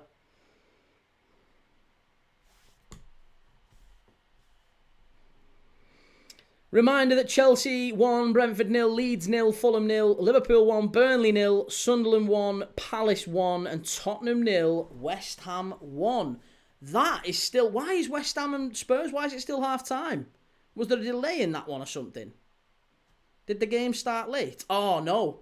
There was 9 minutes of added on time in the Tottenham-West Ham game at the end of the first half, for whatever reason. Good defending that from Frimpong. Did very well there. Really good play. An excellent play from Szoboszlai and Wirtz. That's a foul. That's a foul. Tony, has there been any yellow cards in this game, Keith? Just the one, mate. Just the one for Milos Kerkez. That's it. 1 yellow card. I wasn't expecting too many cards in this one. Generally, you don't get too many cards in games like this. Plenty in the United City one earlier. I think there was 5 or 6 in that one. Corner to Liverpool. There's 5. I only need 2 more.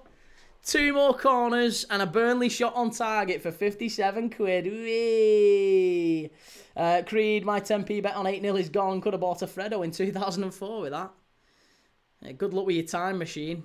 It's about £1.50 for a Freddo now, isn't it? Shocking. Inflation. Come on, Liverpool. Let's get one in off this corner. Tony, sound mate, I need 1 from Liverpool then. Oh, have you got 2 Liverpool cards? Ooh, okay. Tottenham West Ham is back underway now. It was 1-0 West Ham in the first half. Tottenham under massive pressure coming out this second half now. Yves Bissouma has been brought on for Archie Gray at half time. Wally says, Imam Ashur has just taken out the corner flag in the Nigeria-Egypt game. Why is he taking it out?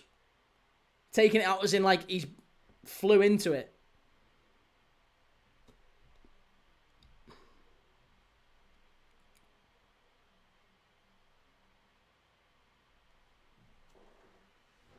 I don't know why they're playing Salah in a pointless third-place playoff. Probably is... Well, it won't be his last AFCON, but it probably won't be far off. Leroy says Liverpool to deliver. And Tony says a card for each teammate. Right, okay. Yeah, well, as it stands, I think Kerkez has had 1. Did Burnley get 1? No. Only Kerkez has had a yellow card in this game so far. Welsh Wing says, I need Chelsea to finish 2-2 when I get my Super 6 winnings. Rooting for you, mate. Reggie says, give Thomas Frank another 10 years. They will get rid of him. I'm sure they'll get rid of him. Even though, if I'm dead honest, I don't think Thomas Frank is the problem at Spurs. Brentford are really pushing Chelsea, though. I'm looking at this. Chelsea are... Brentford have had another good chance. That's 2... Are they at the post again? Oh, good save from Robert Sanchez that time. But again, they probably should score. Brentford have missed 2 or 3 absolute sitters in that Chelsea game. Paul says Salah sulks if he doesn't play. Flew into it and shattered it. They're going to need a new one. Crawley 0, Notts County 1. I don't know if you're watching, Swifty, but Swifties are Notts County fan in the chat. County are winning away at Crawley.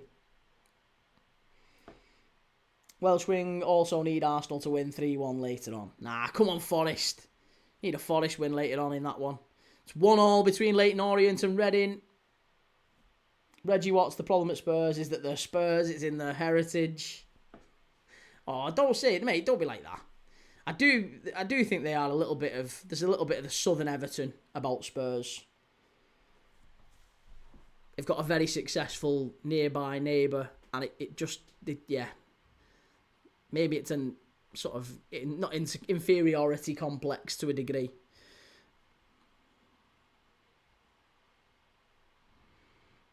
Burnley are going to let me down for a shot on target, aren't they? A shot on target is all I need from you, Burnley. It can happen here. Just have a go from there, lad. Have a go. Have a go. Why not? A shot on target and Alisson save is all I need.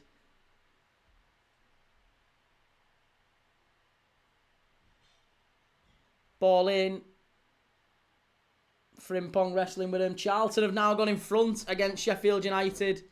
That's not really a surprise, given Sheffield United were down to 9 men. And they have now gone a goal down. Sonny Curry, the midfielder, has scored for Charlton.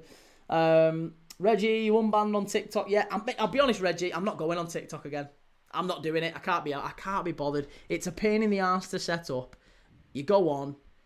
You don't really get that much traction on there anyway. TikTok's not really built for this sort of thing. It doesn't really work on TikTok.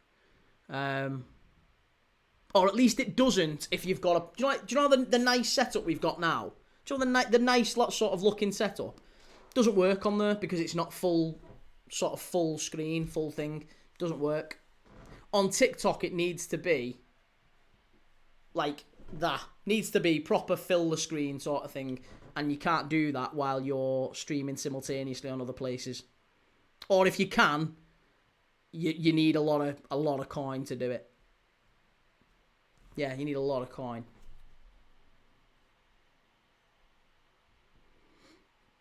I think Goldbridge does it. But again, he's got a lot of coin, hasn't he? He's got a lot of coin. He's got a full team of people. It's not just like it's me. It's me on here. So if I can't figure it out, then it ain't happening. But yeah, it's just hard work. Strike off the line. Liverpool should be 2 up. Off the line. Good defending from Burnley.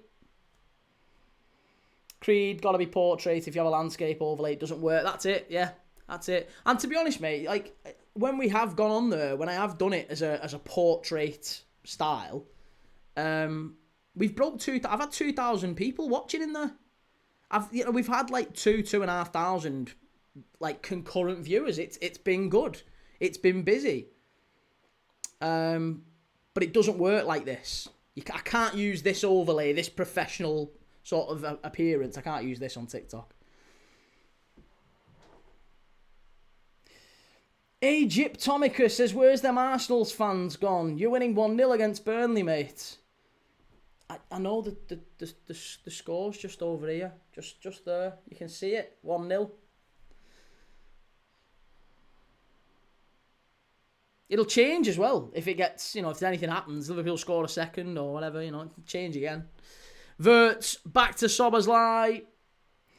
Omar says, "Key, are you doing the Arsenal v Forest game?" I am, mate, yeah.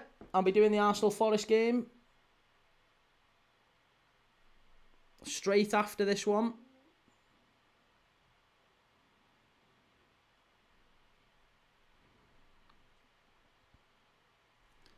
Two corners and a Burnley shot on target we're waiting on. Egyptomicus, it's just Burnley is what I meant, Mr. Key Thomas. What do you mean it's just Burnley? Yeah, I don't know. You're going to have to explain that one to me, mate.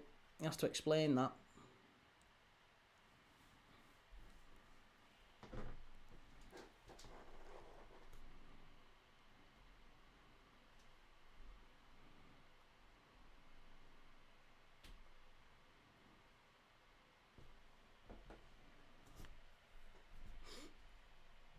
Strike, unlucky.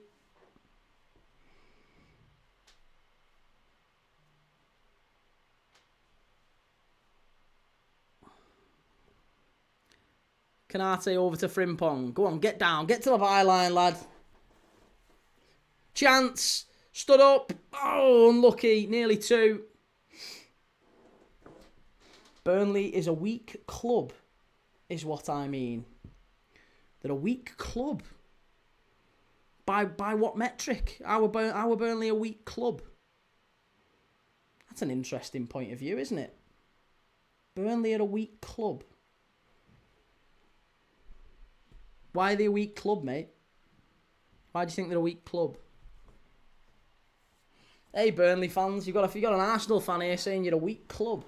Creed, I love people who try to make fun of fans for celebrating a win. It's called supporting your club. Nice to see the celebration. Police have been doing the rounds today.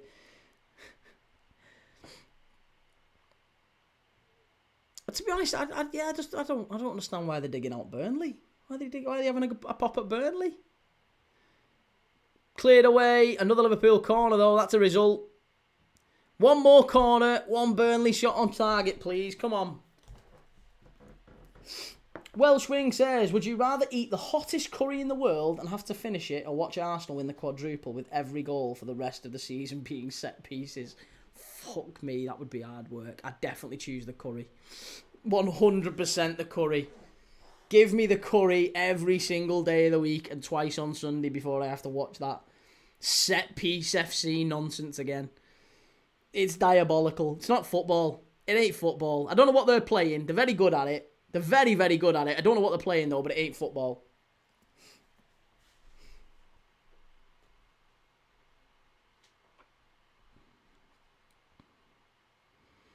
Nearly. Liverpool nearly 2-0 again, though. We're putting a lot of pressure now on Burnley. 1-0 in front. Burnley know they can't afford to concede that second.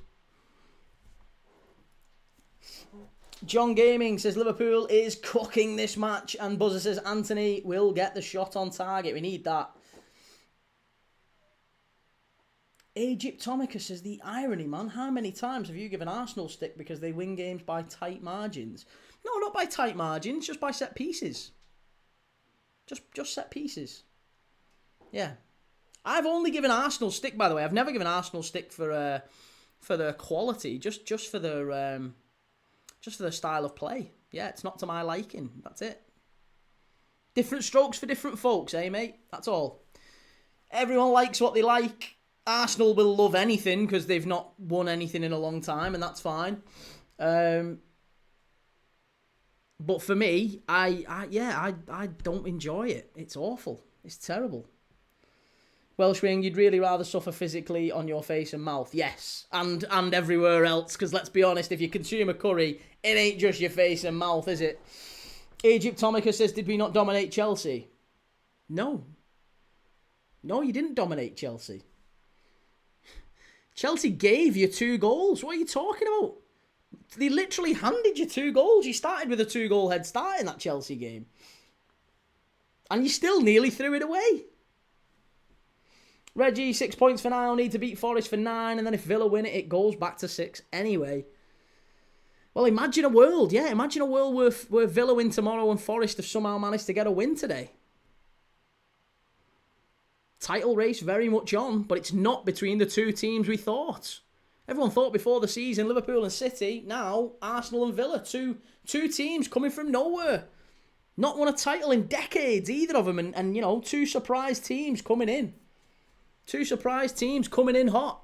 It's been Liverpool and City for years. Arsenal and Villa coming up. It's the year of the shock. Do you know what I mean? The year of the shock. Two of the teams we've not seen winning for decades. Decades for Arsenal and Villa. Egyptomica says, and we gave them 2 back. Did you see the defence for their first goal? And the second was a goal from a set piece, which you make fun of us for scoring all the time. Yeah, but, mate, right, this is. I really try with these Arsenal fans.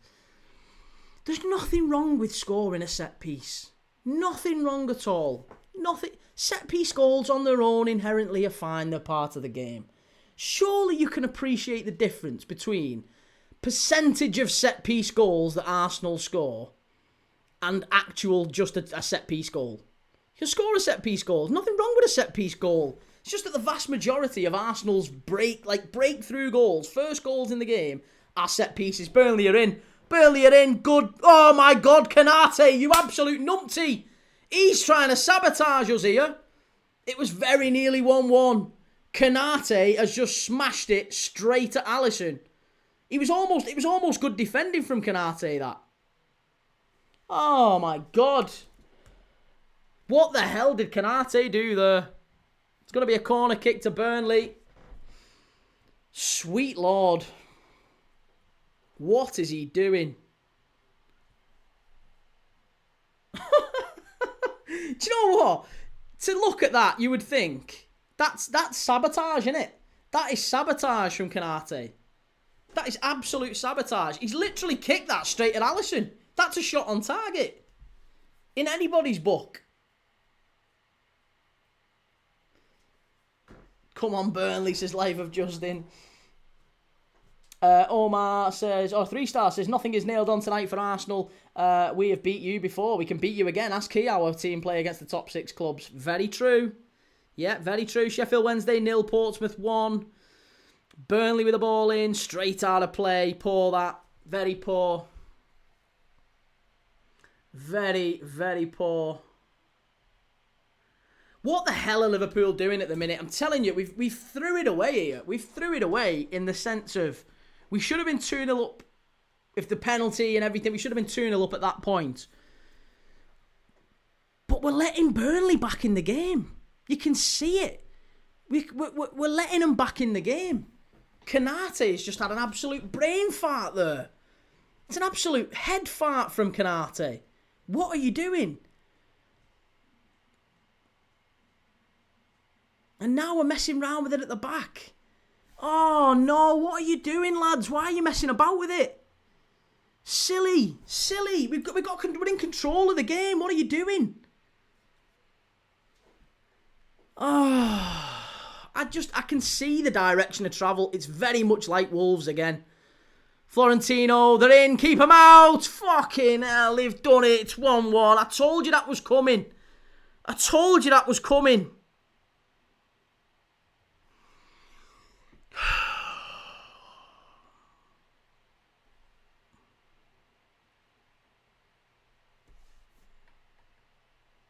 Just lost for words, mate. Honestly, what is going on?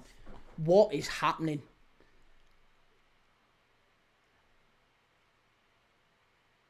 I don't even know. I don't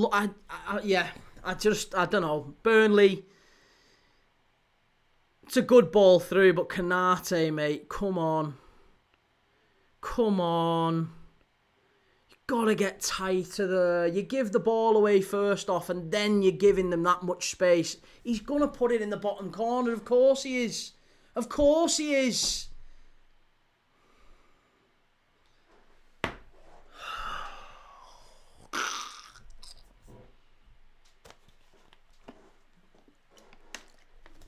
Marcus Edwards puts Burnley back level, and there you go. Bet down the Swanee. Bet down the Swanee.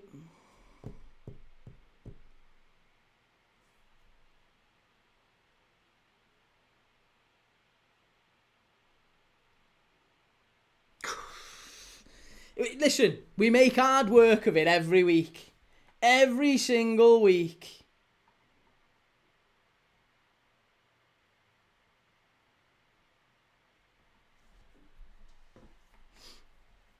Every week, we make it hard work. Yeah, shocking.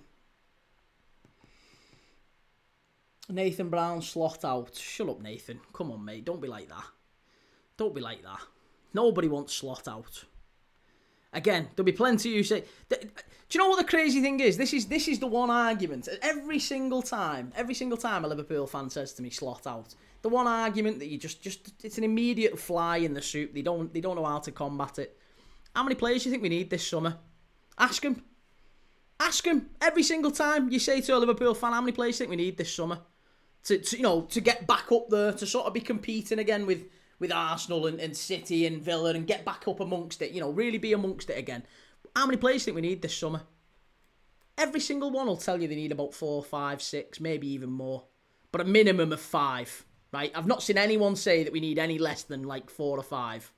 Nobody ever says if you say to a Liverpool fan they only need two new players, you're off your head. Off your head. Liverpool need about 5 or 6 players this summer. It was rebuild phase 1 this year, and it's rebuild phase 2 in the summer. And that's what we're going to see again. Liverpool are miles off it. Absolutely miles off it. We was never going to win a title this year. Ever.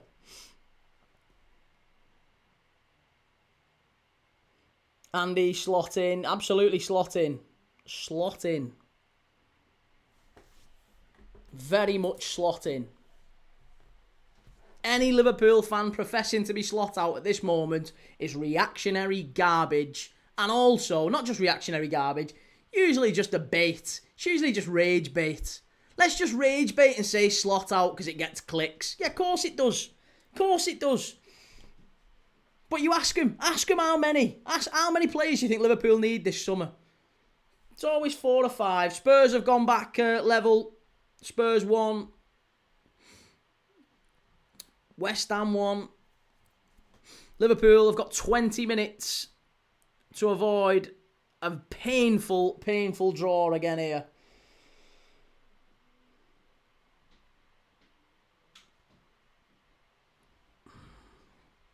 Life of Justin says, City fans should be in hiding. They were lucky to not lose 6-0 today. Reece, you won the league last season with virtually the same team, Key. All I'm hearing is excuses. Virtually the same team. Are you off your head? Trent, gone. Diaz, gone. Robbo, not in the team.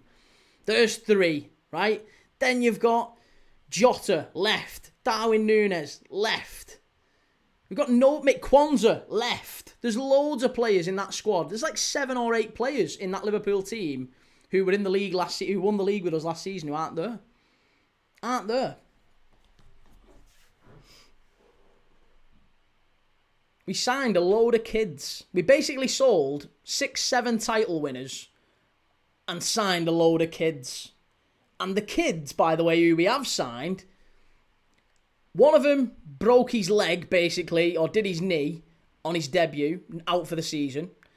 Our record signing broke his leg, out for the season, barely played. Frimpong only played in the last few weeks. He's been out for the season, our Trent replacement. So you've got pretty much all of our star names, our big replacements who we've signed. Bar Wirtz they've been out, they've not been in the team. Sunderland 2-1 now against Palace, and Sarah says Jota. Well, yeah, listen, then the Jota thing as well. I'm not even going to use the Jota thing, because again, that should be when Liverpool fans were grieving in the summer over all that and everything that happened. There was a big push on, do you know what, this team, they get a free pass this year. They get a free pass this year because it's obviously going to be really difficult. It's going to be impossible for them to retain the title. And yet it took about 3 months. 3 months is all it took, and all of a sudden it's slot out. There's only rage baiting Liverpool fans who've got that. Only rage. I've never heard a serious Liverpool fan. Not one. Not a single one. Serious Liverpool fan has said slot out and meant it. Not one. Not one. Chimey, is Isak a kid? He's not a kid, no, but has he played? Has he played footy? Broke his leg, mate. He's out for the season. Alex says, can't complain after spending 500 million. Well, it's 500 million on kids. Kids generally have a bit of a bedding in period, especially if you sign them from overseas. Reece says he broke his leg, but before that he was stroppy. Who was? Isak didn't play, mate. Have a look how much Isak's played this season. He's been off the bench most of the season. He's not been able to play for most of the year.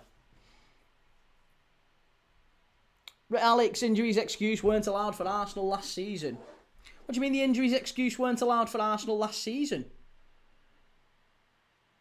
What about the year before that? Or the year before that? Or the year before that?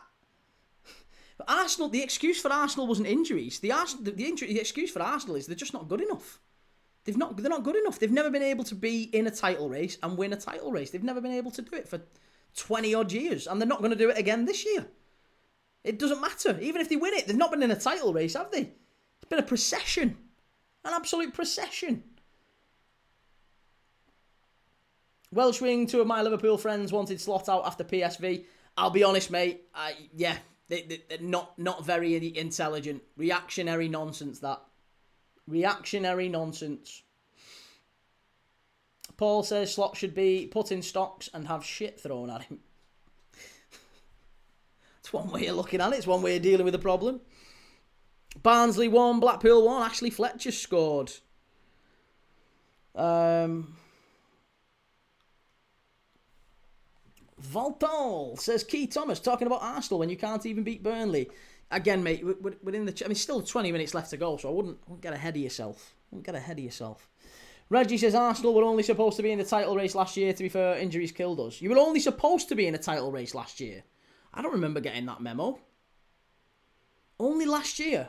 Is that when we started judging Arsenal? Last year. Not when they'd spent £1 billion.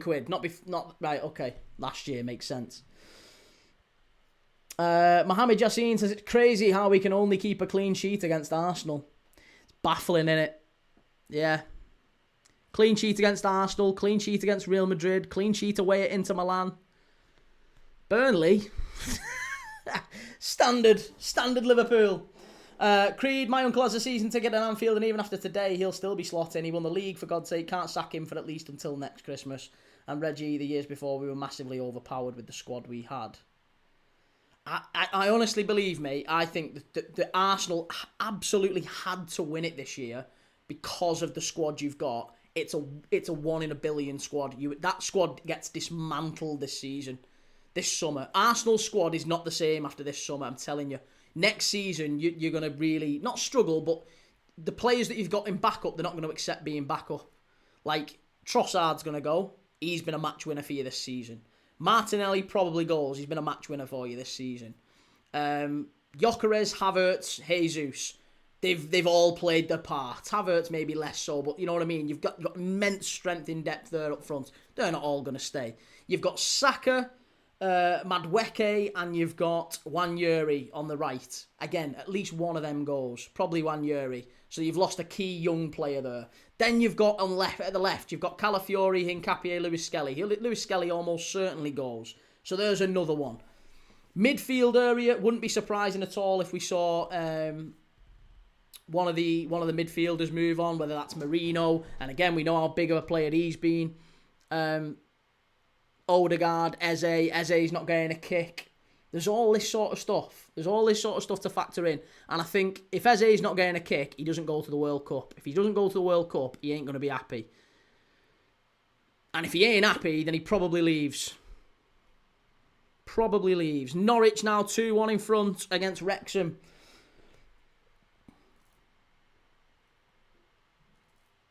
Welsh Wing, Rice and Saka have signed new contracts. I don't think they will. I don't think they will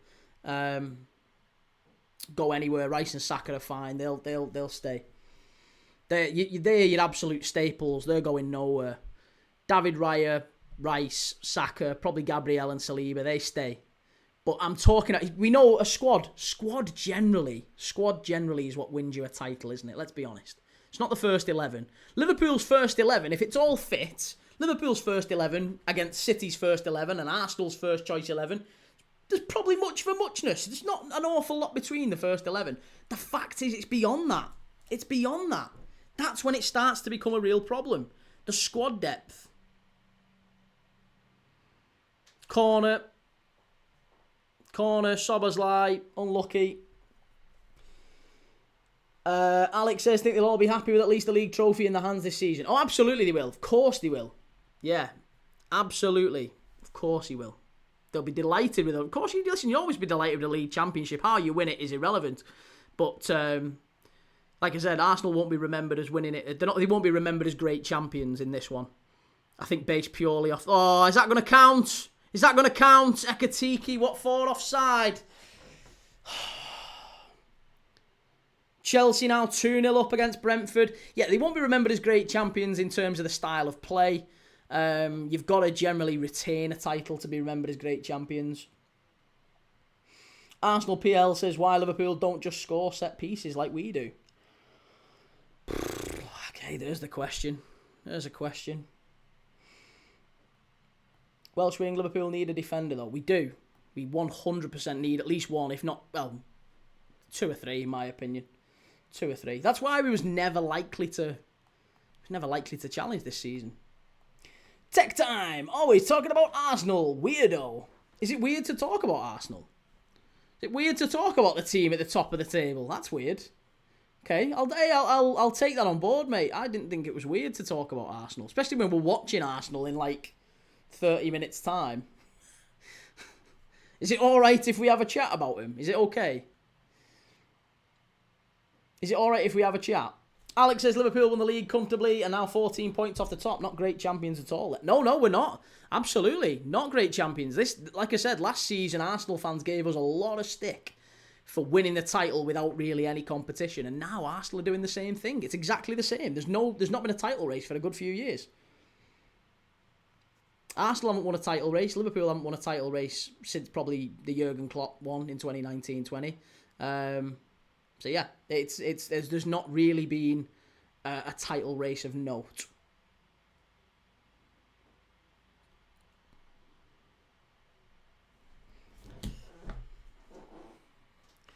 Welsh Ring says you've got the score as 2-1 key. No, still 1-1. It's flash score. It does it update. It updates it itself. Mohammed says here in the crowd, chant attack, attack, attack is not great. Why? That's a standard Liverpool chant. McAllister, miles over the bar. No surprise there. He can't finish his fucking dinner, this fella. He's absolutely shocking, McAllister. Absolutely shocking. That's the one thing we need to do is get rid of players like McAllister. McAllister needs to be out of Liverpool by next season. He's shocking. Terrible. Rick Gillingham says, boring, boring Burnley. Come on, Liverpool. Sarah says, Egypticus says, Mr. Key Thomas, what do you think was the last season the Premier League had a proper title race? Probably a few seasons ago. Like I said, when Arsenal were in front and City ended up coming from behind to win it.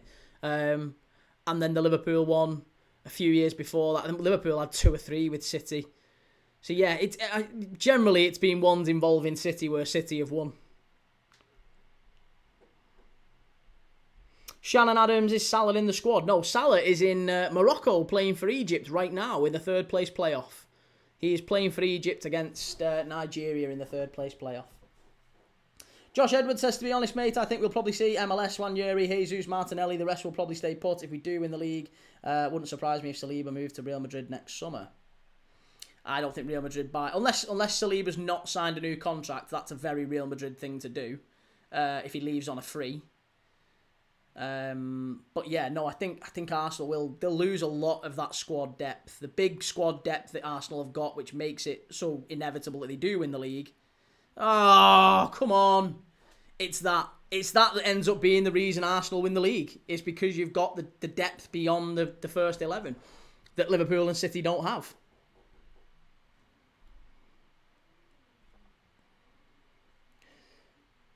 Jamie Hislop says Saliba has 4 years on his contract. Well, then he's not going anywhere then, is he? Yeah, he's not going anywhere at all. He's not going anywhere. Hey, Mr. Edwards, cheers for the super chat, mate. Big up Key. First time in years I felt United were United. Saying that City was shocking. We were very lucky we weren't down to 10 men. That is also very true. Yeah, I think that you've got to give credit for United. Praise where it's due. Absolutely, they were fantastic. I thought they were terrific. Better intensity. Carrick's had an immediate impact, but to some extent that was City playing very poor today, weren't they? City were very, very poor. Welshwing says Saliba, I don't think we'll want to go to Real Madrid the way they are at the minute. To be honest, mate, for French players, Spanish, Brazilian players, whatever, going to Barca is a big thing. For French players, Real Madrid does have a bit of a pull. Oh yeah, yeah, and I think he would want to go to Madrid. It's just whether or not Real Madrid are willing to pay 130 million, whatever it might be, to get him out of Arsenal. I honestly don't think they would be. I think there's better players around for less value, maybe better value players. Let's say not better players, but better value around at centre back.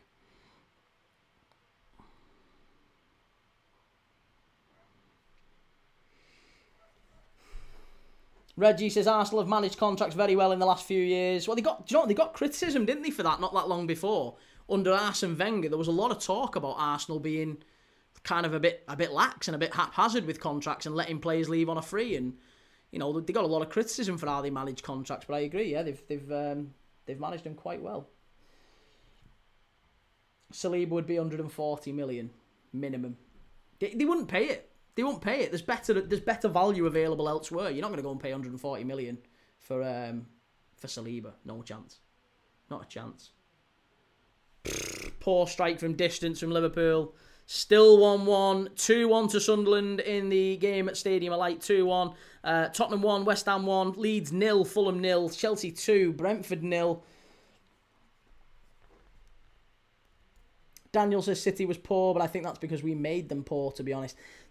I think you've got to accept a bit of both, mate. I don't think it was all entirely about how United played. It wasn't. United were very strong from the off and did well, but I also think City were just incredibly flat and inexperienced. They were very naive in possession at times, gave the ball away an awful lot too cheaply. That for me is the biggest problem with City today. They were just really naive in possession and out of possession to a degree, but certainly in possession they were really poor. Arsenal PL says Saliba ain't leaving. Arsenal was his childhood dream club. Well, hey, whatever. Like I said, He's still not gonna go whether he was available or not. 140 million. Nobody's paying that for Saliba. Nobody's paying it. He's not value for money at 140 million quid. There's better available. Shannon, Liverpool are having this game in their hands. Egypt says, Key, if you had to take a single Arsenal player and made him transfer to Liverpool, who would you take? That's easy. That's easy peasy. That's Declan Rice every single day of the week. And that's purely because, mate, our midfield has got an Alexis McAllister-shaped hole in it at the minute. If you'd asked me last season, I would have said Alexis McAllister was at least as good as Declan Rice. And he was. He was unbelievable. I can't tell you the fall-off that we have seen from Alexis McAllister this season. He has been one of the worst, and I mean one of the worst players I have seen play for Liverpool in a really, really long time. In a really long time.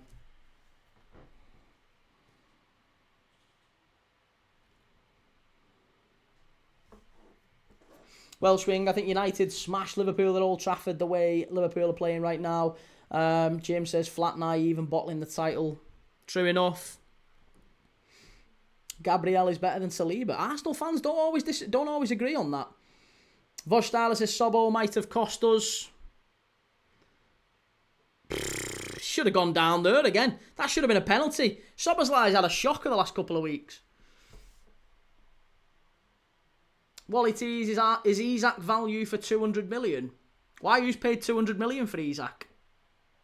Where's 200? These values, prices go up every week. Prices go up every week. Egypt, Tomicus, I'll be heading now, but I'll be coming back to see your Tears versus Nottingham. Alright, mate, I hope you do. I hope you do. Something tells me if Forest get the win, or at least get a point, I don't think I'll be seeing you.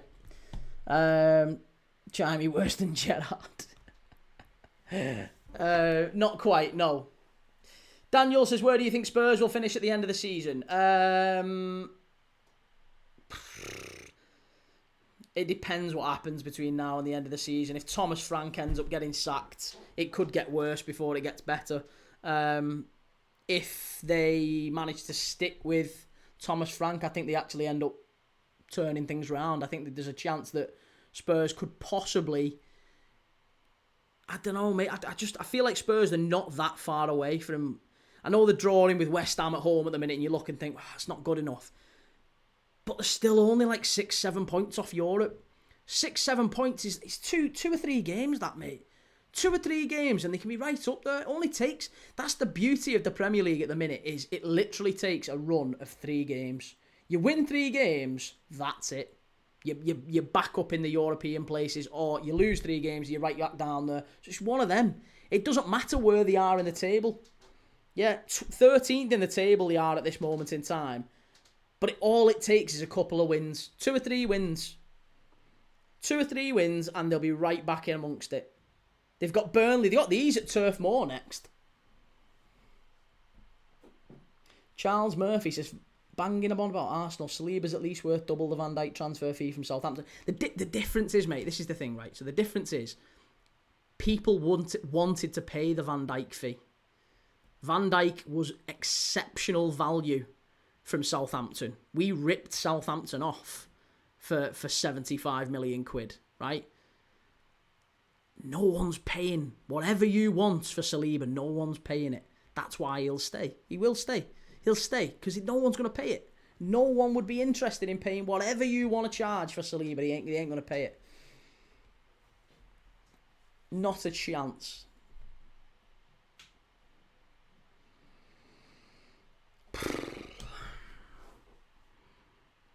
Frimpong on the right-hand side.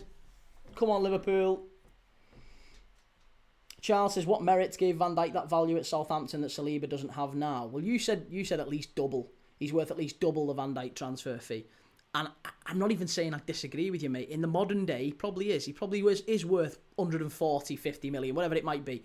But no one's paying it. That's my point. Nobody pays 140, 50 million for a centre-back like Saliba. They just don't do it. There's better value in the centre-back market elsewhere. And that's probably what ends up happening. If Real Madrid wanted a centre-back, they'd go and get, like I said, they've gone and got Hyson from Bournemouth. PSG, they've gone and got Zabarnyi from Portsmouth. This is what elite sides are going doing. They're not going to go and pay for Saliba. They're going to go and get whoever, someone who's maybe a couple of years younger, maybe playing at a team who aren't at the top level. They're not going to go and pay for that for Arsenal. They're not going to do it. Just would never, ever go near it. Unknown says, why wouldn't they pay? Liverpool paid 100 million for Isak. We paid 120 million for Isak, but he was at Newcastle. Newcastle's not Arsenal, are they? Creed says, Key, do you ever just think, why do I put myself through this? What, watching Liverpool? I've done it for 30 odd years, mate. I've never missed a game. So, I don't imagine it changes any time now. As long as I've got breath in my lungs, I probably continue to watch him. Valtal says, it's very clear Liverpool need Mo Salah. They can't even win against Burnley. Yeah, I don't think you watched us earlier this season with Mo Salah. Mo Salah's been one of the worst players we've had this season. Creed, being a football fan. Daniel says, could get Bastoni cheaper, and he is a great centre-back. That's true. Yeah, this is what I mean. Bastoni maybe is one that people would look at. The likes of maybe Diamand at Sporting, who's got really, really good sort of physical attributes. He's played the game a long while. There's lots of players like that. Lots and lots of players like that. Lots. Right, 7 added minutes. 7 minutes of extra time here for Liverpool to try, if at all possible, to drag ourselves back in front. Leeds have scored late on against Fulham. Oh my God, Leeds. Leeds have pinched it. 1-0 Leeds. Who is it? I bet it's Dominic Calvert-Lewin. Is it Calvert-Lewin who's pinched it at the end? Leeds 1-0. Oh my goodness me. Oh my goodness me. Ball far post. Frimpong. Out for a goal kick. Unknown says, your logic makes no sense. They wouldn't pay 100 million because Arsenal is not Newcastle. No, again, I'll explain it to you again. Liverpool paid 100 million to Newcastle for Isak because it was Newcastle we were buying him from. We could get him from Newcastle. Newcastle aren't Arsenal. So Real Madrid aren't going to pay 100... Negotiate... Okay, let's just phrase it like this. We'll keep it nice and simple for you. It's easier to negotiate with Newcastle than it is to negotiate with Arsenal. That's it. Simple. Clubs like Newcastle, easier to negotiate with than clubs like Arsenal. Very, very simple. We'll boil it down to that. Alex says they're taking risks on younger players like Liverpool did. As you say, that doesn't always work out, so you have to pay the extra for the world-class ready-made player. Depends how desperate they are. But that's what's happened with Arsenal this summer. They're desperate to win something because they've not won anything in such a long time. So they've paid the big, big money for ready-now players. What Liverpool have done, and what, to a degree, what City have done, is buy players who are maybe not immediately ready now, but probably represent better value if you look back at the deal in 2, 3, 4, 5 years' time. That's the difference. I think City and Liverpool are investing for the next 3 to 5 years. Arsenal bought to win now. They bought to win now, and they've done it. Because they had to. They've got Eze sat on the bench. One of the best players in the Premier League last year sat on the bench. They have to win. Absolutely have to win.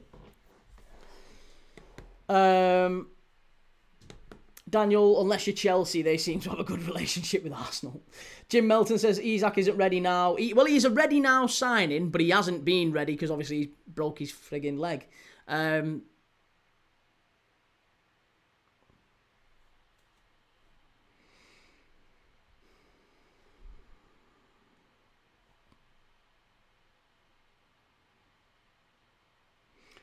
Josh, how much did Saliba and Gabby cost? We didn't spend big to win now. No, they were your investments 3 years ago, weren't they? Let's be honest, they weren't signings now. Your signings this summer. What's your signings this summer? 70 million Gyökeres. You spent more than Liverpool this summer. Arsenal spent more than Liverpool this summer. It's just that you spent them largely on players who are ready now players. Eze, Gyökeres, Zubamendi. That's a great finish. That's a fabulous finish from Nemetja. Leeds 1-0 in front. They've won it late on at Ellen Road. What a result that is for Leeds. Great finish from Nemetja, that. It's a fabulous finish. Absolutely fabulous finish.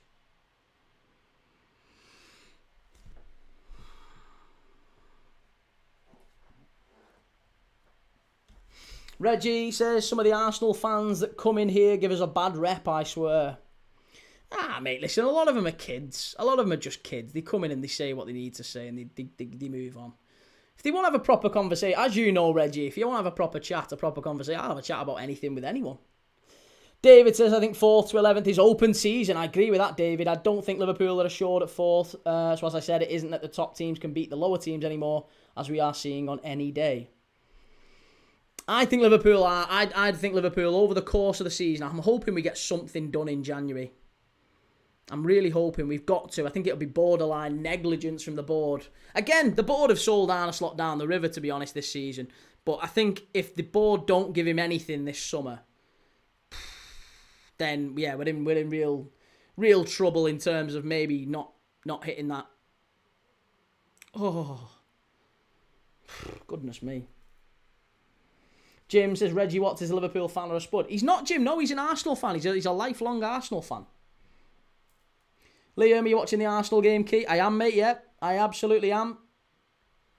Chevy, were Liverpool good this game or were they terrible? I would say we were good but wasteful. Good but wasteful, and then Kanate has his usual brain fart at the back. Yeah. A standard brain fart from Kanate.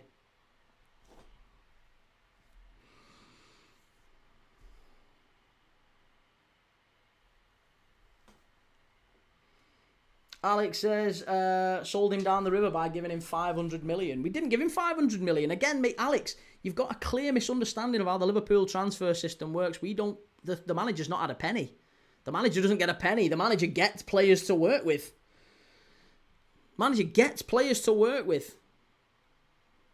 Believe me, I think if Arne Slot had the 500 million, he'd have signed more of the types of players that Arsenal did. The ready-now players, the 26, 27-year-olds, the Gyökereses, the Ezes, the Zubamendis, these types of players. Daniel, I think if you don't sign anyone this January to sign, Slot is gone in the summer and maybe Alonso comes in. No, I have to disagree, mate. I don't think anything happens with Slot this summer. I think Slot is Liverpool manager next year, and I really do hope that's the case. The club are following a pattern. It's a club model. He's obviously very frustrated, Slot, because he's not been given he's not been given the tools to do his job. He's making lemonade out of lemons at the end of the day. Eddie says, so Semenyo or Gay are not ready now. No, Semenyo and Gay are now. Yeah, they've made the signings now because they're panicking, aren't they? But who did they sign in the summer? The players they signed in the summer, mostly relatively young, inexperienced players. You know, not even just in the summer, since January. You look back at like Kusanov coming in. Donnarumma was a ready now signing, but Trafford wasn't. And they didn't even make the Donnarumma signing. They was bringing Trafford in, and Donnarumma became like a late, last-minute opportunity. It wasn't even meant to happen, that one. But Trafford was going to be the City goalkeeper this season. Very, very close to happening that. But then obviously they have Kusanov comes in. They've had Reece. They've signed Reece and Kusanov for massive, massive money. Cherky, 22, 23. Full time Full time in the Liverpool game. Liverpool 1, Burnley 1. Another disappointing result. Terrible. Terrible at the end of the day, and it's wasteful. Look at Szoboszlai's going over at the ref asking for more time. At the end of the day, Dominic Szoboszlai, he's having that sort of a minute. He's having that sort of a moment. Have West Ham won it? Have West Ham won it late? Oh my God, Thomas Frank. Thomas the Frank engine. Oh my God. Zaza Wurz says the owners are the problem, not Slot. I have to agree with that. Yeah, absolutely have to agree with that. It is the owners. It's the owners' fault.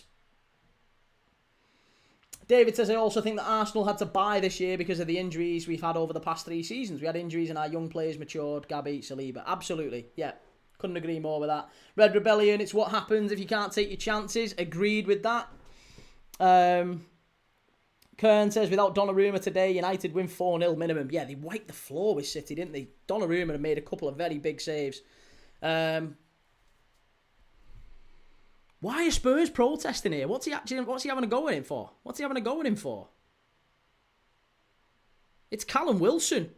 I thought they'd agreed to part ways with him. What's going on with Callum Wilson? Reggie, Spuds are in the mud. Callum Wilson, I thought they'd parted ways with him. What's going on? Wasn't Callum Wilson leaving West Ham? I thought he'd already left. That was it.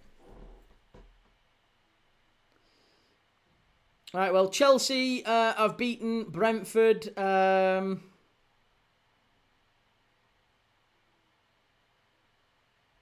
Yeah, Chelsea have beaten Brentford.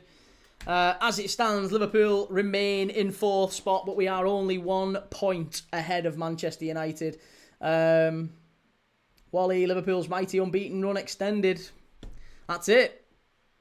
Mohamed says, Slot coached a win. The players bottled it, in my opinion. Well, listen, at the end of the day, Liverpool didn't not create chances today. We had chances. We didn't put them away. Dominic Szoboszlai misses a penalty. Kanate has an absolute shocker at the back. So, crazy. Swifty, ref playing until... No, it's full time, Swifty. It's full time. It's full time, sorry. It is full time in that one. Aid says Anfield agenda having a meltdown saying sack Slot. Well, of course he's going to say sack Slot. Of course he's going to get sacked. Listen, he'll say whatever he needs to say to get people in this chat. And the numpties will keep going in and buying it. Of course they will. Sack Slot. I've never heard such nonsense. Sack Slot. I don't know one proper Liverpool fan. Not one. Don't know one proper Liverpool fan who I've spoke to. I've spoke to absolutely hundreds, if not thousands, doing this job, right? And I promise you, I haven't heard a single one tell me, yeah, I think we should let him go and let him go now. No chance. No chance. There's plenty who've said, well, do you know what? Maybe if he doesn't get Champions League football, maybe come the end of the season, he might need to go. There's all that sort of caveats. I understand that. Sack him. Pfft. On your bike. On your bike. Anfield agenda.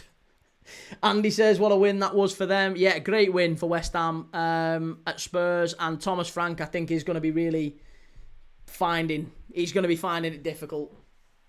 He's going to be finding it very, very difficult. Para says, unlucky there, Key. Reckon you'll be cheering on the Arsenal now, huh? Cheering on the Arsenal? I'll be there, mate. I'll be live for the Arsenal game, as I always am. I'll be there for the Arsenal game. Soon, in fact, I'll be on for Arsenal in like 10 minutes. Yeah, 10 minutes. Vod Styler says, Sobbo really cost us, man. It is what it is, mate. Yeah. Penalty miss. Sometimes it's the fine margins that decide those types of games, especially when you've not got the squad to call upon.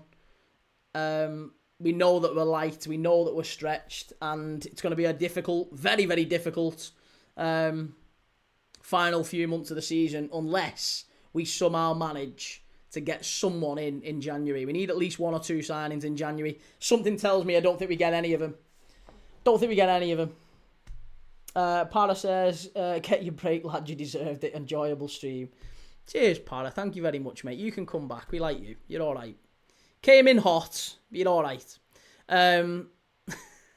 Let's focus on the Arsenal game now. So we're going to be ending the stream, and I'm going to be switching over to the Arsenal game. Nottingham Forest against Arsenal. That kicks off at 5:30. So, if you haven't yet, in fact, let me go over and let me get the old doofer thing ready.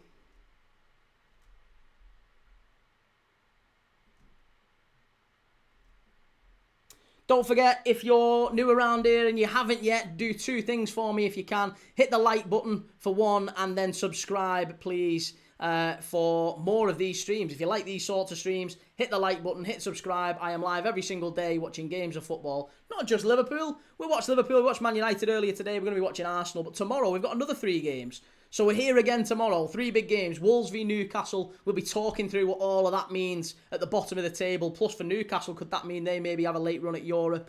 Obviously, there's the Villa-Everton game straight after that. I'll be live for that one as well. And then the AFCON final, which is the late game tomorrow. Senegal against Morocco. The hosts, Morocco, in the African Nation Cup final. So if you fancy watching along any of those games, or the Nottingham Forest-Arsenal game, then make sure you've hit the like button and subscribe. I am going to give you the link in the chat if you want to come across. There is the Nottingham Forest Arsenal link. It is the pinned comment in the live. So if you want to come across to the Nottingham Forest Arsenal game, head over to there now. I'll be live there in about 5-10 minutes or so. I'll be across as soon as I can, and we'll be live again to cover all the reaction to all of the games today, including Liverpool 1, Burnley 1, including Spurs 1, West Ham 2. What a big win that is for West Ham. Chelsea getting the win over Brentford. Some surprising results. So yeah, let's go through it, and I'll see you in about 5-10 minutes. Take it easy. See you soon.